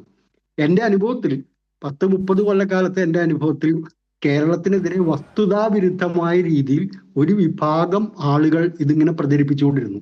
അതിന് ഏറ്റവും ശക്തമായ ഒരു കാര്യം എന്ന് പറഞ്ഞാൽ ഒരു മിലിറ്റന്റ് ട്രേഡ് യൂണിയനിസമാണ് കേരളത്തിന്റെ ഇത്. അവിടെ പോയാൽ നമുക്ക് രക്ഷപ്പെടാൻ പറ്റില്ല എന്നുള്ളൊരു ശക്തമായൊരു ബോധ്യപ്പെടുത്തൽ രാജ്യത്തിനകത്തും പുറത്തും സൃഷ്ടിക്കാൻ ബോധപൂർവമായ ശ്രമങ്ങൾ പോലും നടന്നിരുന്നു എന്ന് വിശ്വസിക്കുന്ന ഒരാളാണ് അനുഭവത്തിന്റെ വെളിച്ചത്തിൽ ഞാൻ. പക്ഷെ നമ്മൾ എടുക്കുക, കഴിഞ്ഞ ഒരു 10 വർഷത്തിനിടയിൽ വന്നിട്ടുള്ള മാറ്റത്തെ ഒന്ന് തുലനം ചെയ്തു കൊടുക്കുമ്പോൾ എത്രയോ വലിയ വ്യത്യാസമാണ് കേരളത്തിന് സംഭവിച്ചിരിക്കുന്നത്. കുറച്ചുനാൾ മുമ്പ് തന്നെ നമ്മൾ എടുക്കുമ്പോൾ കേരളത്തിലെ ഒരു പ്രമുഖ വ്യവസായി കേരളത്തെ ഇകഴ്ത്തി കാണിക്കാൻ വേണ്ടി ഉള്ള ഒരു ഹീനമായ ശ്രമങ്ങൾ നടത്തിയപ്പോൾ ഈ അടുത്ത കാലത്ത് നമ്മൾ എത്രയോ വ്യവസായികളാണ് കേരളം ഞങ്ങൾക്ക് ഏറ്റവും നല്ല ഡെസ്റ്റിനേഷനാണ്, ഇനിയും കേരളത്തിൽ. ഇന്ന് തന്നെ ഈ സമ്മിറ്റിന്റെ ഭാഗമായിട്ട് ഞാൻ മാധ്യമങ്ങളിൽ നിന്ന് അറിയാൻ കഴിഞ്ഞത് യൂസഫ് അലി തന്നെ കേരളത്തിൽ വലിയ തോതിൽ നിക്ഷേപം നടത്തുന്നതിന് തയ്യാറാകും. ഞാൻ മനസ്സിലാക്കിയത് അദ്ദേഹം ഒരുപക്ഷെ നാളെ അദ്ദേഹത്തിന്റെ പ്രഖ്യാപനം അത് സംബന്ധിച്ചുണ്ടാകും എന്നാണ്. അതുപോലെ കരൺ അദാനി ഈ വേദിയിൽ പറഞ്ഞു 30,000 കോടി രൂപയുടെ കൂടി നിക്ഷേപം ഞങ്ങൾ കേരളത്തിൽ ആലോചിക്കുന്നു, അത് എത്രയും വേഗം തന്നെ ഉണ്ടാകും. 50,000 കോടി രൂപയുടെ നിക്ഷേപം ഈ വിഴിഞ്ഞവുമായി ബന്ധപ്പെട്ട് നടത്തിയിട്ടുണ്ട്. അതുപോലുള്ള കാര്യങ്ങളിലേക്ക് ഞങ്ങൾ പോകും എന്ന് പറയുമ്പോൾ കേരളത്തിലെ വിശ്വാസത്തിൽ എടുക്കുകയാണ്. അതുപോലെ ചെറുതും വലുതുമായിട്ടുള്ള നിരവധി ആളുകൾ, ഇപ്പൊ കല്യാൺ ഗ്രൂപ്പിന്റെ പട്ടാഭിരാമൻ, അതുപോലെ ഡെൻകെയറിന്റെ എന്ന് പറയുന്ന ഏഷ്യയിലെ തന്നെ ഏറ്റവും വലിയ ദന്ത ഉപകരണങ്ങൾ നിർമ്മിക്കുന്ന സ്ഥാപനത്തിന്റെ MD അടക്കമുള്ള ആളുകൾ, അങ്ങനെ നിരവധിയായ ആളുകൾ കേരളത്തിൽ നിക്ഷേപം നടത്തുന്നതിന് തയ്യാറാവുന്നു, അനുകൂലമാവുന്നു എന്നുള്ള ഒരു പശ്ചാത്തലം കൂടി ഈ ഇൻവെസ്റ്റ് കേരള സമ്മിറ്റിന് ഉണ്ട്. അതുകൊണ്ടാണ് ഈ ഇൻവെസ്റ്റ് കേരള സമ്മിറ്റിന് വിശ്വാസം ജനിപ്പിക്കാൻ കഴിഞ്ഞതും ആ വിശ്വാസത്തിന്റെ അടിസ്ഥാനത്തിലാണ് ശരത് നേരത്തെ സൂചിപ്പിച്ചതുപോലെ 26 രാജ്യങ്ങളിൽ നിന്നുള്ള പ്രതീതികളും പക്ഷേ ശ്രീ ജോർജ് ജോസഫ് അതിനുവേണ്ടി എടുത്തിട്ടുള്ള സമാനതകളില്ലാത്ത പുതിയ കാലത്തെ ശ്രീ ജോർജ് ജോസഫ് അതിനുവേണ്ടി പുതിയ കാലത്തെടുത്തിട്ടുള്ള ഇതുവരെ ഇല്ലാത്ത അല്ലെങ്കിൽ ഒരു തുടർ ഭരണത്തിലൂടെ ഒരു സർക്കാർ കാഴ്ചപ്പാടിലൂടെ രൂപപ്പെടുത്തിയെടുത്ത കുറേയേറെ പരിപാടികളില്ലേ. ഇന്നിപ്പോൾ ഞാൻ KSIDCയുടെ ചെയർമാൻ, അതുപോലെ ഫെഡറൽ ബാങ്കിൻ്റെ മുൻ ചെയർമാനായിട്ടുള്ള ശ്രീ ബാലഗോപാലുമായി സംസാരിച്ചു. അദ്ദേഹമൊക്കെ യഥാർത്ഥത്തിൽ കേരളത്തിൻ്റെ വ്യവസായത്തിൻ്റെ ഏറ്റവും അസാമാന്യമായിട്ടുള്ള ബ്രാൻഡ് അംബാസഡറാണ്. കേരളം അങ്ങനെ ഈ പറയുന്ന പ്രചാരണങ്ങളുടെ ഒരു ഇടമല്ല എന്ന് പറയുകയും അത്തരം പ്രചാരണങ്ങളെ പൂർണ്ണമായി അവസാനിപ്പിക്കാൻ കഴിയുന്ന ഒരു മൈൽ സ്റ്റോണാണ് ഇൻവെസ്റ്റ് കേരള എന്ന് പറയുകയും ചെയ്ത് ഞാൻ ഓർക്കുന്നു.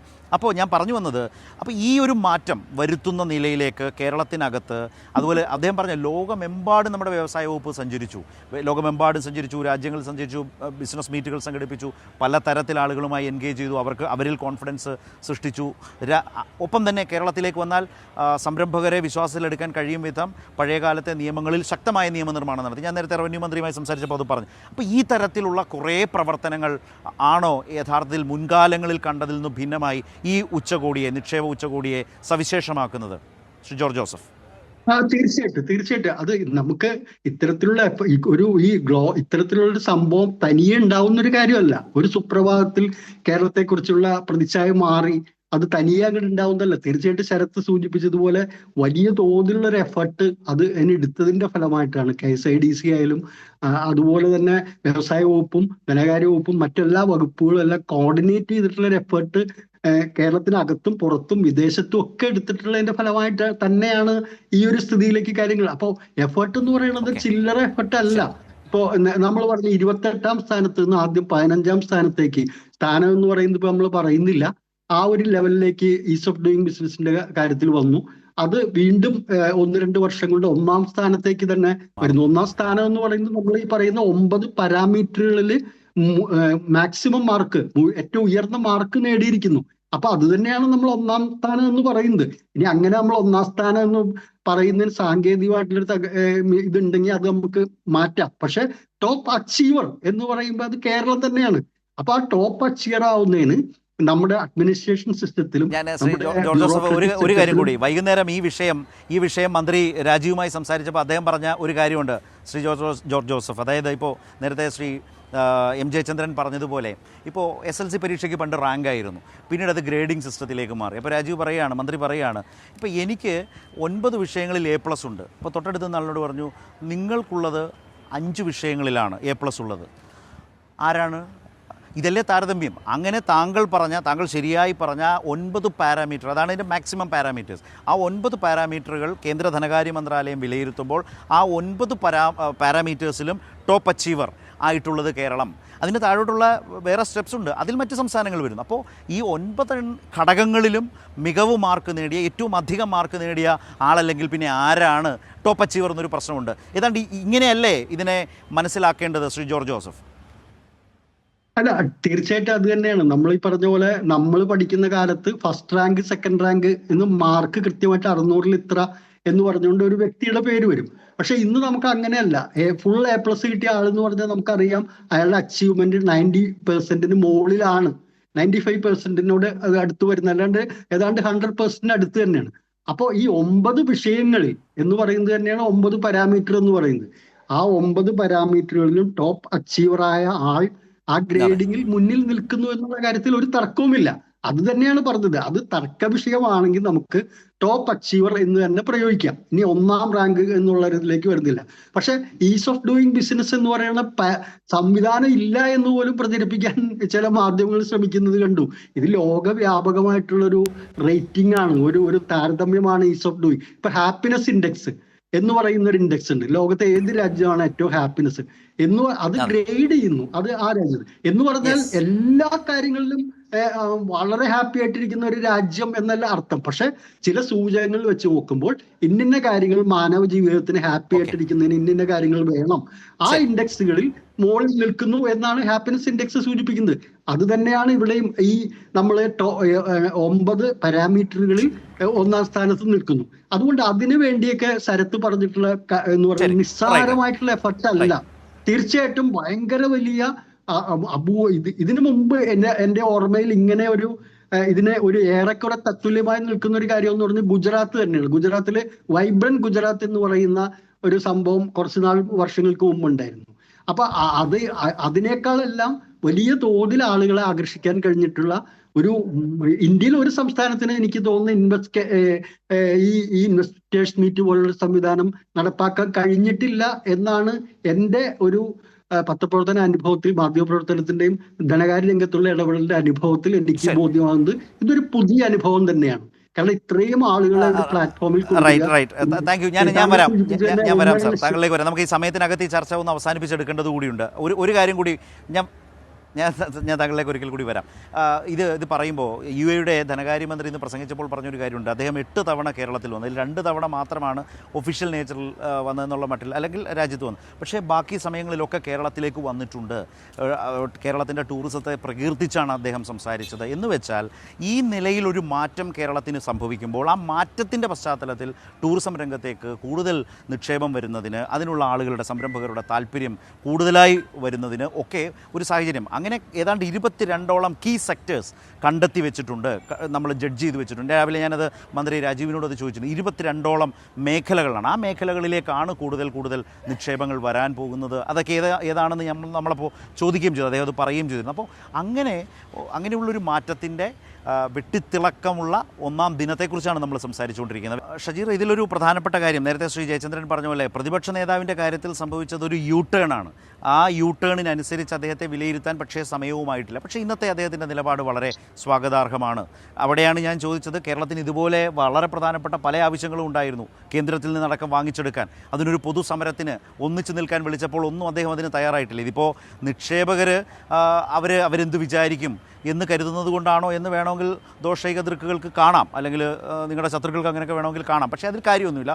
അദ്ദേഹം എടുത്ത നിലപാട് വളരെ കാര്യമായ, സ്വാഗതാർഹമായ, മെച്ചപ്പെട്ട നല്ല നിലപാട് തന്നെയായിരുന്നു. ഇന്ന് സംശയമൊന്നുമില്ല, നല്ലത് തന്നെയായിരുന്നു. പക്ഷേ അതൊരു കാര്യം. രണ്ടാമത്തെ കാര്യം, ഈ നിലയിൽ കേരളം മുന്നോട്ട് പോകുമ്പോൾ നിങ്ങൾ ഉന്നയിക്കുന്ന, ഞാനത് മുമ്പ് അദ്ദേഹത്തോട് ചോദിച്ചു, ശ്രീ ജയചന്ദ്രനോടൊക്കെ ചോദിച്ചത് തന്നെയാണ്, സുതാര്യതയില്ല എന്നൊക്കെ പറഞ്ഞാൽ ആ സുതാര്യത ഉള്ളതുകൊണ്ട് തന്നെയല്ലേ ഈ നിലയിൽ വളരാൻ കഴിയുന്നത്? ഗ്രൗണ്ട് റിയാലിറ്റി എന്ന് പറയുന്ന നിങ്ങൾ അവതരിപ്പിക്കുന്ന വേറെ പ്രശ്നങ്ങൾ വേറെ തരത്തിൽ അഡ്രസ്സ് ചെയ്യപ്പെടേണ്ടതാണ്. ആ നിലയിൽ നിങ്ങൾ ഉന്നയിക്കുന്ന പല ആരോപണങ്ങളും വളരെ വേഗം നിലനിൽക്കാത്തതായി മാറുന്നു. ആ ആരോപണങ്ങൾ നിങ്ങൾക്ക് മുന്നോട്ട് കൊണ്ടുപോകാൻ കഴിയുന്നില്ല.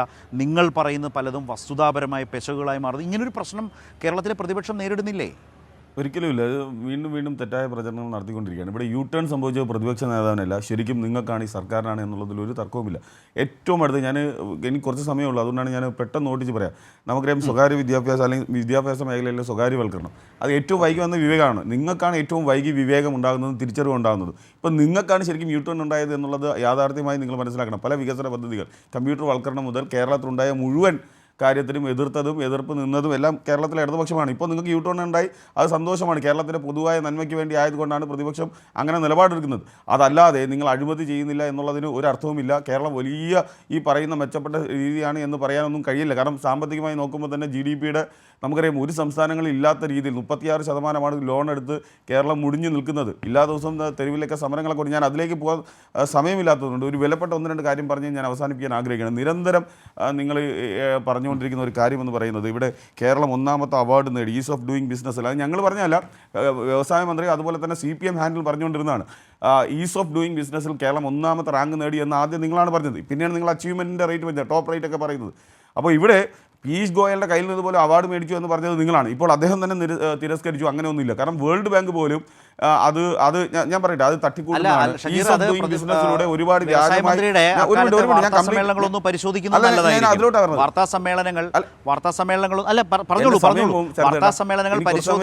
വസ്തുത മനസ്സിലാകും എന്ന് ഞാൻ പറഞ്ഞുള്ളൂ.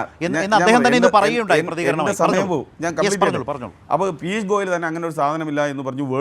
വേൾഡ് ബാങ്ക് തന്നെ പറയുന്നത് എന്താണ്, അതിൽ നിരവധിയായിട്ടുള്ള വ്യാജമായി തട്ടിപ്പ് നടത്തി വ്യാജ രജിസ്ട്രേഷനിലൂടെ കമ്പനികൾ ഉണ്ടാകുന്നു, അതൊക്കെ തെളിയിക്കപ്പെട്ടതാണ്. അപ്പോൾ അതൊരു കൃത്യമായിട്ടുള്ള കണക്കല്ല എന്ന് പറയുന്നു. അപ്പോൾ പിന്നെ പറയുന്നത് അച്ചീവ്മെൻറ്റിൻ്റെ കാര്യത്തിലാണ്. ഇപ്പോൾ നമുക്കറിയാം, നേരത്തെ നിങ്ങൾ പറഞ്ഞ കുറേ പാരാമീറ്റേഴ്സിൽ കേരളം മുമ്പോട്ട് പോയി എന്നുള്ളത് കൊണ്ടാണ് കേരളം വലിയ ടോപ്പ് അച്ചീവറായി മാറിയെന്നാണ് പറയുന്നത്. ഇവിടെ വ്യാവസായിക അല്ലെങ്കിൽ വ്യവസായ സൗഹൃദമാകുന്നതിന് വേണ്ടി നിരവധിയായിട്ടുള്ള അല്ലെങ്കിൽ 30ഓളം പരിഷ്കാരങ്ങളെക്കുറിച്ച് പറയുന്നുണ്ട് പട്ടിക. ആ 30 പരിഷ്കാരങ്ങളിൽ 8 പരിഷ്കാരങ്ങൾ നേരത്തെ പറഞ്ഞ പാരാമീറ്റേഴ്സിൽ കേരളം മെച്ചപ്പെട്ട പ്രകടനം നടത്തിയത് കൊണ്ടാണ് വ്യാവസായിക സൗഹൃദമായി എന്നാണ് പറയപ്പെടുന്നത്. പക്ഷേ ഇവിടെ തെറ്റിദ്ധരിപ്പിക്കുന്നത് ആ 9 പാരാമീറ്റേഴ്സും വ്യവസായത്തെ നേരിട്ട് അല്ലെങ്കിൽ വ്യവസായവുമായി അനുകൂലമായ അല്ലെങ്കിൽ വ്യവസായം നേരിട്ട് ഗുണപ്പെടുത്തുന്ന കാര്യങ്ങളല്ല പാരാമീറ്റേഴ്സ്. അത് പൗരൻ്റെ അടിസ്ഥാന അല്ലെങ്കിൽ പൗരത്തിൻ്റെ അടിസ്ഥാന വികസനവുമായി ബന്ധപ്പെട്ട സൂചികളാണ്. അതിൻ്റെ ഏറ്റവും പ്രധാനപ്പെട്ട ഉദാഹരണം എന്ന് പറയുന്നത് ഒരു 7 പരിഷ്കാരങ്ങളിൽ ഒന്ന് ഓൺലൈൻ ഏകജാലക സംവിധാനത്തിൽ കേരളത്തിലുണ്ടായ ഒരു പരിഷ്കാരം, നഗരസഭകൾ നൽകുന്ന വിവിധ സാക്ഷ്യപത്രങ്ങൾ, റവന്യൂ വകുപ്പ് നൽകുന്ന വിവിധ സാക്ഷ്യപത്രങ്ങൾ, പൗരന്മാർക്ക് നൽകുന്ന വിവിധ അനുമതികൾ, സംസ്ഥാനത്തെ പൊതുവിതരണ സംവിധാനം, സംസ്ഥാനത്തെ ഗതി, അങ്ങനെ കുറേ പാരാമീറ്റേഴ്സ് ഉണ്ട്. ഇതിൽ സാക്ഷ്യപത്രവുമായി ബന്ധപ്പെട്ട് ഈ സാക്ഷ്യപത്രവുമായി ബന്ധപ്പെട്ട് പൗരന്റെ ജീവിത നിലവാരവുമായി ബന്ധപ്പെട്ട കാര്യങ്ങളാണ്. അതിൽ ഏറ്റവും എന്റെ പോയിന്റിലോട്ട് വന്നില്ല, ഒരു സർക്കാരിനെ സംബന്ധിച്ചിടത്തോളം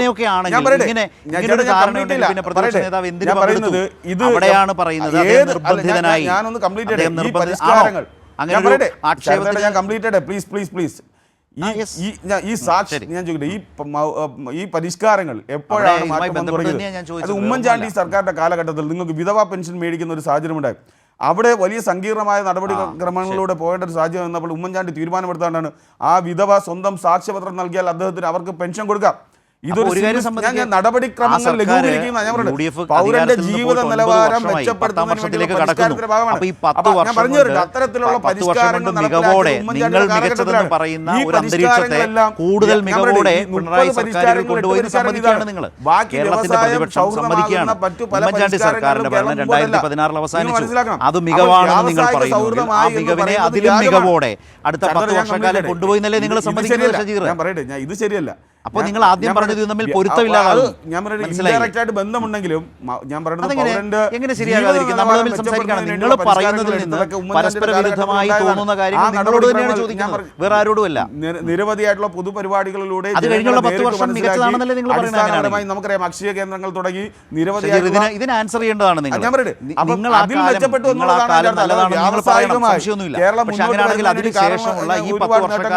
ഇതിലും മികവുറ്റതാണെന്നാണ് നിങ്ങൾ സമ്മതിക്കുന്നത്. ഞാൻ പറയട്ടെ, ഞാൻ കംപ്ലീറ്റ് ചെയ്യട്ടെ. വ്യവസായം മുമ്പോട്ട് ഇത് ഞാൻ പറയട്ടെ, ഇത് പൗരന്റെ ജീവിത നിലവാരം മെച്ചപ്പെടുന്നതിനാണ്. വ്യവസായം മുമ്പോട്ട് പോകണമെങ്കിൽ നിങ്ങളുടെ മിലിറ്റന്റ് ആറ്റിറ്റ്യൂഡ്, അതായത് CPM-ന്റെ യൂണിയന്റെ തലത്തിൽ ആ മിലിറ്റന്റ് ആറ്റിറ്റ്യൂഡിന് മാറ്റം ഉണ്ടാവണം. അതാണ് ഇവിടെ ഏറ്റവും അത് പല വ്യവസായികളും കേരളത്തിൽ വന്നിട്ട് മുന്നോട്ട് പോകുന്നത്.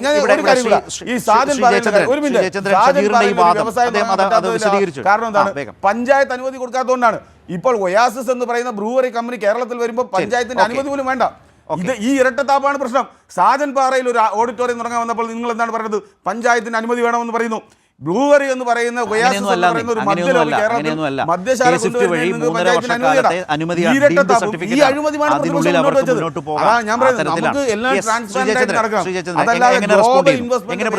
സമയമില്ല, ചുരുക്കി ശ്രീ ജയചന്ദ്രൻ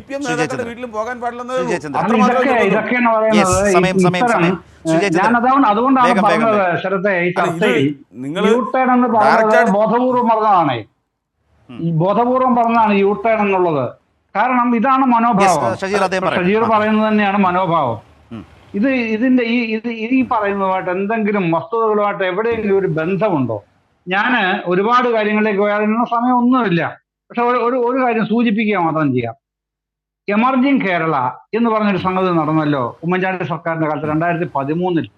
ചിലത് ഓർക്കുന്നുണ്ടാവും. അന്ന് ഒരു പദ്ധതി വന്നു കേട്ടോ, എമർജിങ് കേരളയുടെ ഭാഗമായിട്ട് അവിടെ കിട്ടിയതാണ് പറഞ്ഞത്. ഏതാ, വോക്സ് വാഗന്റെ 2000 കോടി രൂപയുടെ ഒരു പദ്ധതി എമർജിങ് കേരള ഭാഗമായിട്ട് കേരളത്തിൽ വോക്സ് വാഗൻ കൊണ്ടുവരുന്നു. എല്ലാവരും പ്രതീക്ഷയോടെ കാത്തിരുന്നു. കുറച്ചുനാൾ കഴിഞ്ഞ് വരുന്നില്ല. നേരിട്ട് അതിന്റെ പ്രതിനിധികളോട് ചോദിച്ചു. അവർ പറഞ്ഞു ഞങ്ങൾക്ക് അങ്ങനെ യാതൊരു പദ്ധതിയേ ഇല്ല. നിങ്ങൾ പറയാനുള്ളത് പറഞ്ഞു കഴിഞ്ഞ ശേഷമാണ് അദ്ദേഹം സംസാരിക്കുന്നത്. അല്ല, എന്ന് പറഞ്ഞ അനുഭവം നമ്മുടെ കേരളത്തിന്റെ മുമ്പിലുണ്ട്. ഇപ്പൊ ഇവിടെ ഈസ് ഓഫ് ഡൂയിങ് ബിസിനസിന്റെ ഒരു കാര്യം കൂടെ പറഞ്ഞിട്ട് അങ്ങ് പോകാമല്ലോ. ഇന്ന് ഞാൻ ചർച്ച കയറുന്നതിന് മുമ്പ് ഒരു സുഹൃത്ത് പറഞ്ഞ എന്നോട്, ഒരു മെഡിക്കൽ സ്റ്റോർ ഉടമയാണ്. അയാൾ പറയുകയാണ്, പിന്നെ ഫെബ്രുവരി കഴിഞ്ഞ വർഷം ഞാൻ ലൈസൻസ് ഫീ അടച്ചു പഞ്ചായത്തില്, പക്ഷേ ഏപ്രിലിൽ പിന്നെ അടയ്ക്കേണ്ടി വരും. ഞാൻ പറഞ്ഞു ഇത്തവണ അത് വേണ്ടി വരില്ല, ഇന്നലെ MP പറഞ്ഞില്ലേ, ആ വിവരം അദ്ദേഹം അറിഞ്ഞു. അപ്പൊ ഈ ഇത്തവണ ഫെബ്രുവരിയിൽ അടച്ചാൽ അടുത്ത വർഷം ഇനി അടച്ചാൽ മതി. ആ മാറ്റം ഈസ് ഓഫ് ഡൂയിങ് ബിസിനസ്സിലുണ്ട്. കാരണം കഴിഞ്ഞ വർഷം നമ്മൾ മാറ്റിയത് 47 ലൈസൻസിങ് ചട്ടങ്ങളാണ്. ഇത്തവണ മാറ്റിയിട്ടുള്ളത് 49 എണ്ണമാണ്. അപ്പൊ അത്തരം ചട്ടങ്ങളൂടെ മാറി വരുന്നതോടുകൂടി ചെറുകിട വ്യവസായങ്ങൾക്കാണ് കേട്ടോ. ഈ കൊച്ചിയിൽ നടക്കുന്ന ആഗോള നിക്ഷേപ സംഗമത്തിന്റെ കാര്യമല്ല, അത് വൻകിട വ്യവസായങ്ങളാണ് വരാൻ പോകുന്നത്. ഇപ്പൊ ഇന്ന് ഈ ചർച്ച തുടങ്ങുന്നതിന് മുമ്പ് എന്താണ് മന്ത്രി പറഞ്ഞത്? 1.5 ലക്ഷം കോടി രൂപയുടെ എങ്കിലും ഇന്ന് അവിടെ വന്നിട്ടുണ്ട്. ഏതാ നിക്ഷേപ കാര്യങ്ങൾ വന്നിട്ടുണ്ട് എന്ന് പറയുമ്പോൾ അതാണ് ഇതിന്റെ ഏറ്റവും വലിയ നേട്ടം. കേരളം പ്രതീക്ഷിക്കുന്നതും പ്രത്യാശിക്കുന്നതും ഇത് കൂടുതൽ കരുത്തോടെ മുമ്പോട്ട് വരും തന്നെയാണ്, അല്ലാതെ ദുർബലപ്പെടുമെന്നല്ല. ഞാൻ ആ പോയിന്റിൽ നിർത്തുകയാണ്. സമയം. ശ്രീ ജയചന്ദ്രൻ, ഞാൻ ഇന്നുണ്ടായ ഒരു അനുഭവം കൂടി പറയാം. ഇന്ന് വൈകുന്നേരം ഒരു മാധ്യമപ്രവർത്തക ഇവിടെ വെച്ച് പറയുകയുണ്ടായി, ഈ K-SWIFT വന്ന് ഡീംഡ് സർട്ടിഫിക്കറ്റുകൾ കൊടുത്ത് 3.5 വർഷക്കാലം ആ ഡീംഡ് സർട്ടിഫിക്കറ്റ് വെച്ച് പ്രവർത്തിച്ച് അതിനുള്ളിൽ മറ്റ് സർട്ടിഫിക്കറ്റുകളൊക്കെ പ്രൊഡ്യൂസ് ചെയ്ത് മികവോടെ ആ നിയമാനുസൃതമാക്കി മാറ്റുന്ന രീതിയിൽ കൊണ്ടുവന്ന K-SWIFTൻ്റെ ആ പോർട്ടൽ സിസ്റ്റം ഉണ്ടല്ലോ, മിനിറ്റുകൾ കൊണ്ട് ഡീംഡ് സർട്ടിഫിക്കറ്റ് കിട്ടും, പ്രവർത്തനം ആരംഭിക്കാം.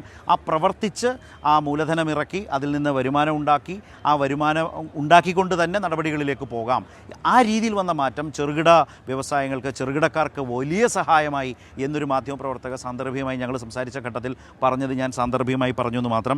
ഞാൻ ശ്രീ ജോർജ് ജോസഫിലേക്ക് അവസാനമായി. ശ്രീ ജോർജ് ജോസഫ്, ഇതിലൊരു പ്രധാനപ്പെട്ട കാര്യം, ഇപ്പോൾ ഒരു സുഹൃത്തിൻ്റെ, ഒരു പ്രേക്ഷകൻ്റെ ഒരു മെസ്സേജ് വന്നാണ്. എനിക്കതിൻ്റെ മറ്റ് വസ്തുതകൾ അറിയില്ല. ഇപ്പോൾ ഹർത്താലുകൾ നടക്കാത്ത കേരളത്തെക്കുറിച്ച് പ്രതിപക്ഷ നേതാവ് സംസാരിച്ചു. പക്ഷേ അദ്ദേഹം എഴുതുന്ന ഒരു കാര്യം എന്ന് വെച്ചാൽ, പക്ഷേ ഈ കഴിഞ്ഞ 4 വർഷത്തിൽ നോക്കിയാൽ 4ഓളം ഹർത്താലുകൾ UDF നടത്തിയിട്ടുണ്ട് എന്ന് ഒരു സുഹൃത്ത്, ഒരു പ്രേക്ഷകൻ എഴുതിയിരിക്കുന്നു. അത്രയും ഞാൻ അതിലേക്ക് പോകുന്നില്ല. കാരണം പക്ഷേ ഓർമ്മയിലെടുക്കാം, കഴിഞ്ഞ ദിവസം വയനാട് ജില്ലയിൽ ഒരു ഹർത്താൽ UDF നടത്തിയിരുന്നു എന്നത് എനിക്ക് ഓർമ്മയുണ്ട്. പെട്ടെന്നോർത്ത് പറഞ്ഞതാണ്. വളരെ വേഗം ശ്രീ ജോർജ് ജോസഫ്, ഇത്തരം ഒരു പ്ലേസ്മെൻറ്റ് കൊണ്ടോ ഇത്തരം സ്റ്റെപ്സ് എടുത്തുകൊണ്ടോ കേരളത്തിൻ്റെ ഈ മാറ്റത്തെ, ഇപ്പോഴത്തെ ഈ ചേഞ്ചസിനെ, അല്ലെങ്കിൽ ഇപ്പോഴത്തെ ഈ പൊതു മൂവ്മെൻറ്റിനെ പിന്തിരിപ്പിക്കാനോ ഹർട്ട് ചെയ്യാനോ കഴിയും എന്ന് തോന്നുന്നുണ്ടോ താങ്കൾക്ക്?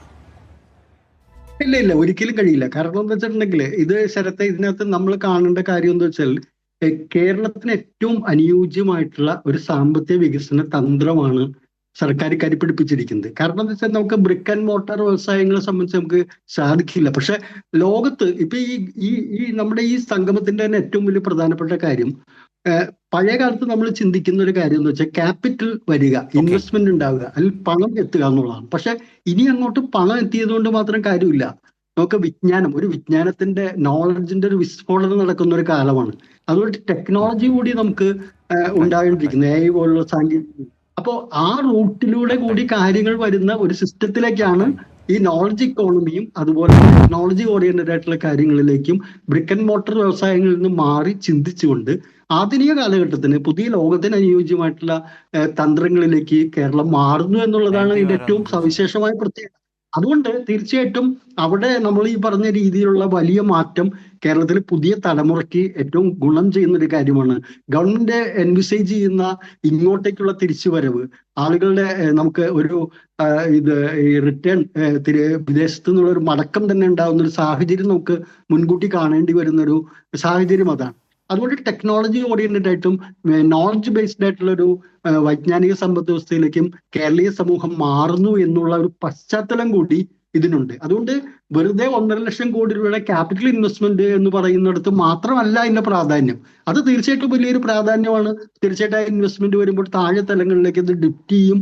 അങ്ങനെ വികസനത്തിന്റെ എല്ലാ കാര്യങ്ങളും താഴെ എല്ലാ നാഡീഞരമ്പുകളിലേക്ക് എത്തുന്നു എന്ന് പറയുന്ന പോലെ താഴേക്കിടയിൽ കിനിഞ്ഞിറങ്ങുന്ന ഒരു സ്ഥിതിവിശേഷം ഉണ്ടാവും. അവിടെയും നമുക്ക് വൈജ്ഞാനിക രംഗത്തും ടെക്നോളജി ഓറിയന്റഡ് ആയിട്ടുള്ള കാര്യങ്ങൾ കൂടി ആർജിക്കാൻ ഉള്ള ഒരു അവസരത്തിലേക്ക് ഈ ഇൻവെസ്റ്റ്മെന്റ് സാഹചര്യം ഒരുക്കുന്നു എന്നുള്ളതാണ് അതിന്റെ ഏറ്റവും വലിയ ഒരു ഇമ്പോർട്ടന്റ് കാര്യമായിട്ട് ഞാൻ കാണുന്നത്. അത്തരത്തിലുള്ളൊരു വികസന സാമ്പത്തിക ടെക്നോളജിക്കൽ ആയിട്ടുള്ളൊരു സമീപനം, ഒരു തന്ത്രം സർക്കാർ കാണുന്നു. അത് വലിയ ദൂരവ്യാപകമായിട്ടുള്ള ഫലങ്ങൾ ഉളവാക്കുന്ന ഒരു കാഴ്ചപ്പാട് തന്നെയാണ്. അതാണ് ഒരു ചുരുക്കം വാക്കുകളിൽ ഇത്തരത്തിലുള്ള ഒരു സമ്മിറ്റിന്റെ ഏറ്റവും കാതലായ വശം എന്നാണ് ഞാൻ നിരീക്ഷിക്കാൻ ആഗ്രഹിക്കുന്നത്. ശരത്. റൈറ്റ്.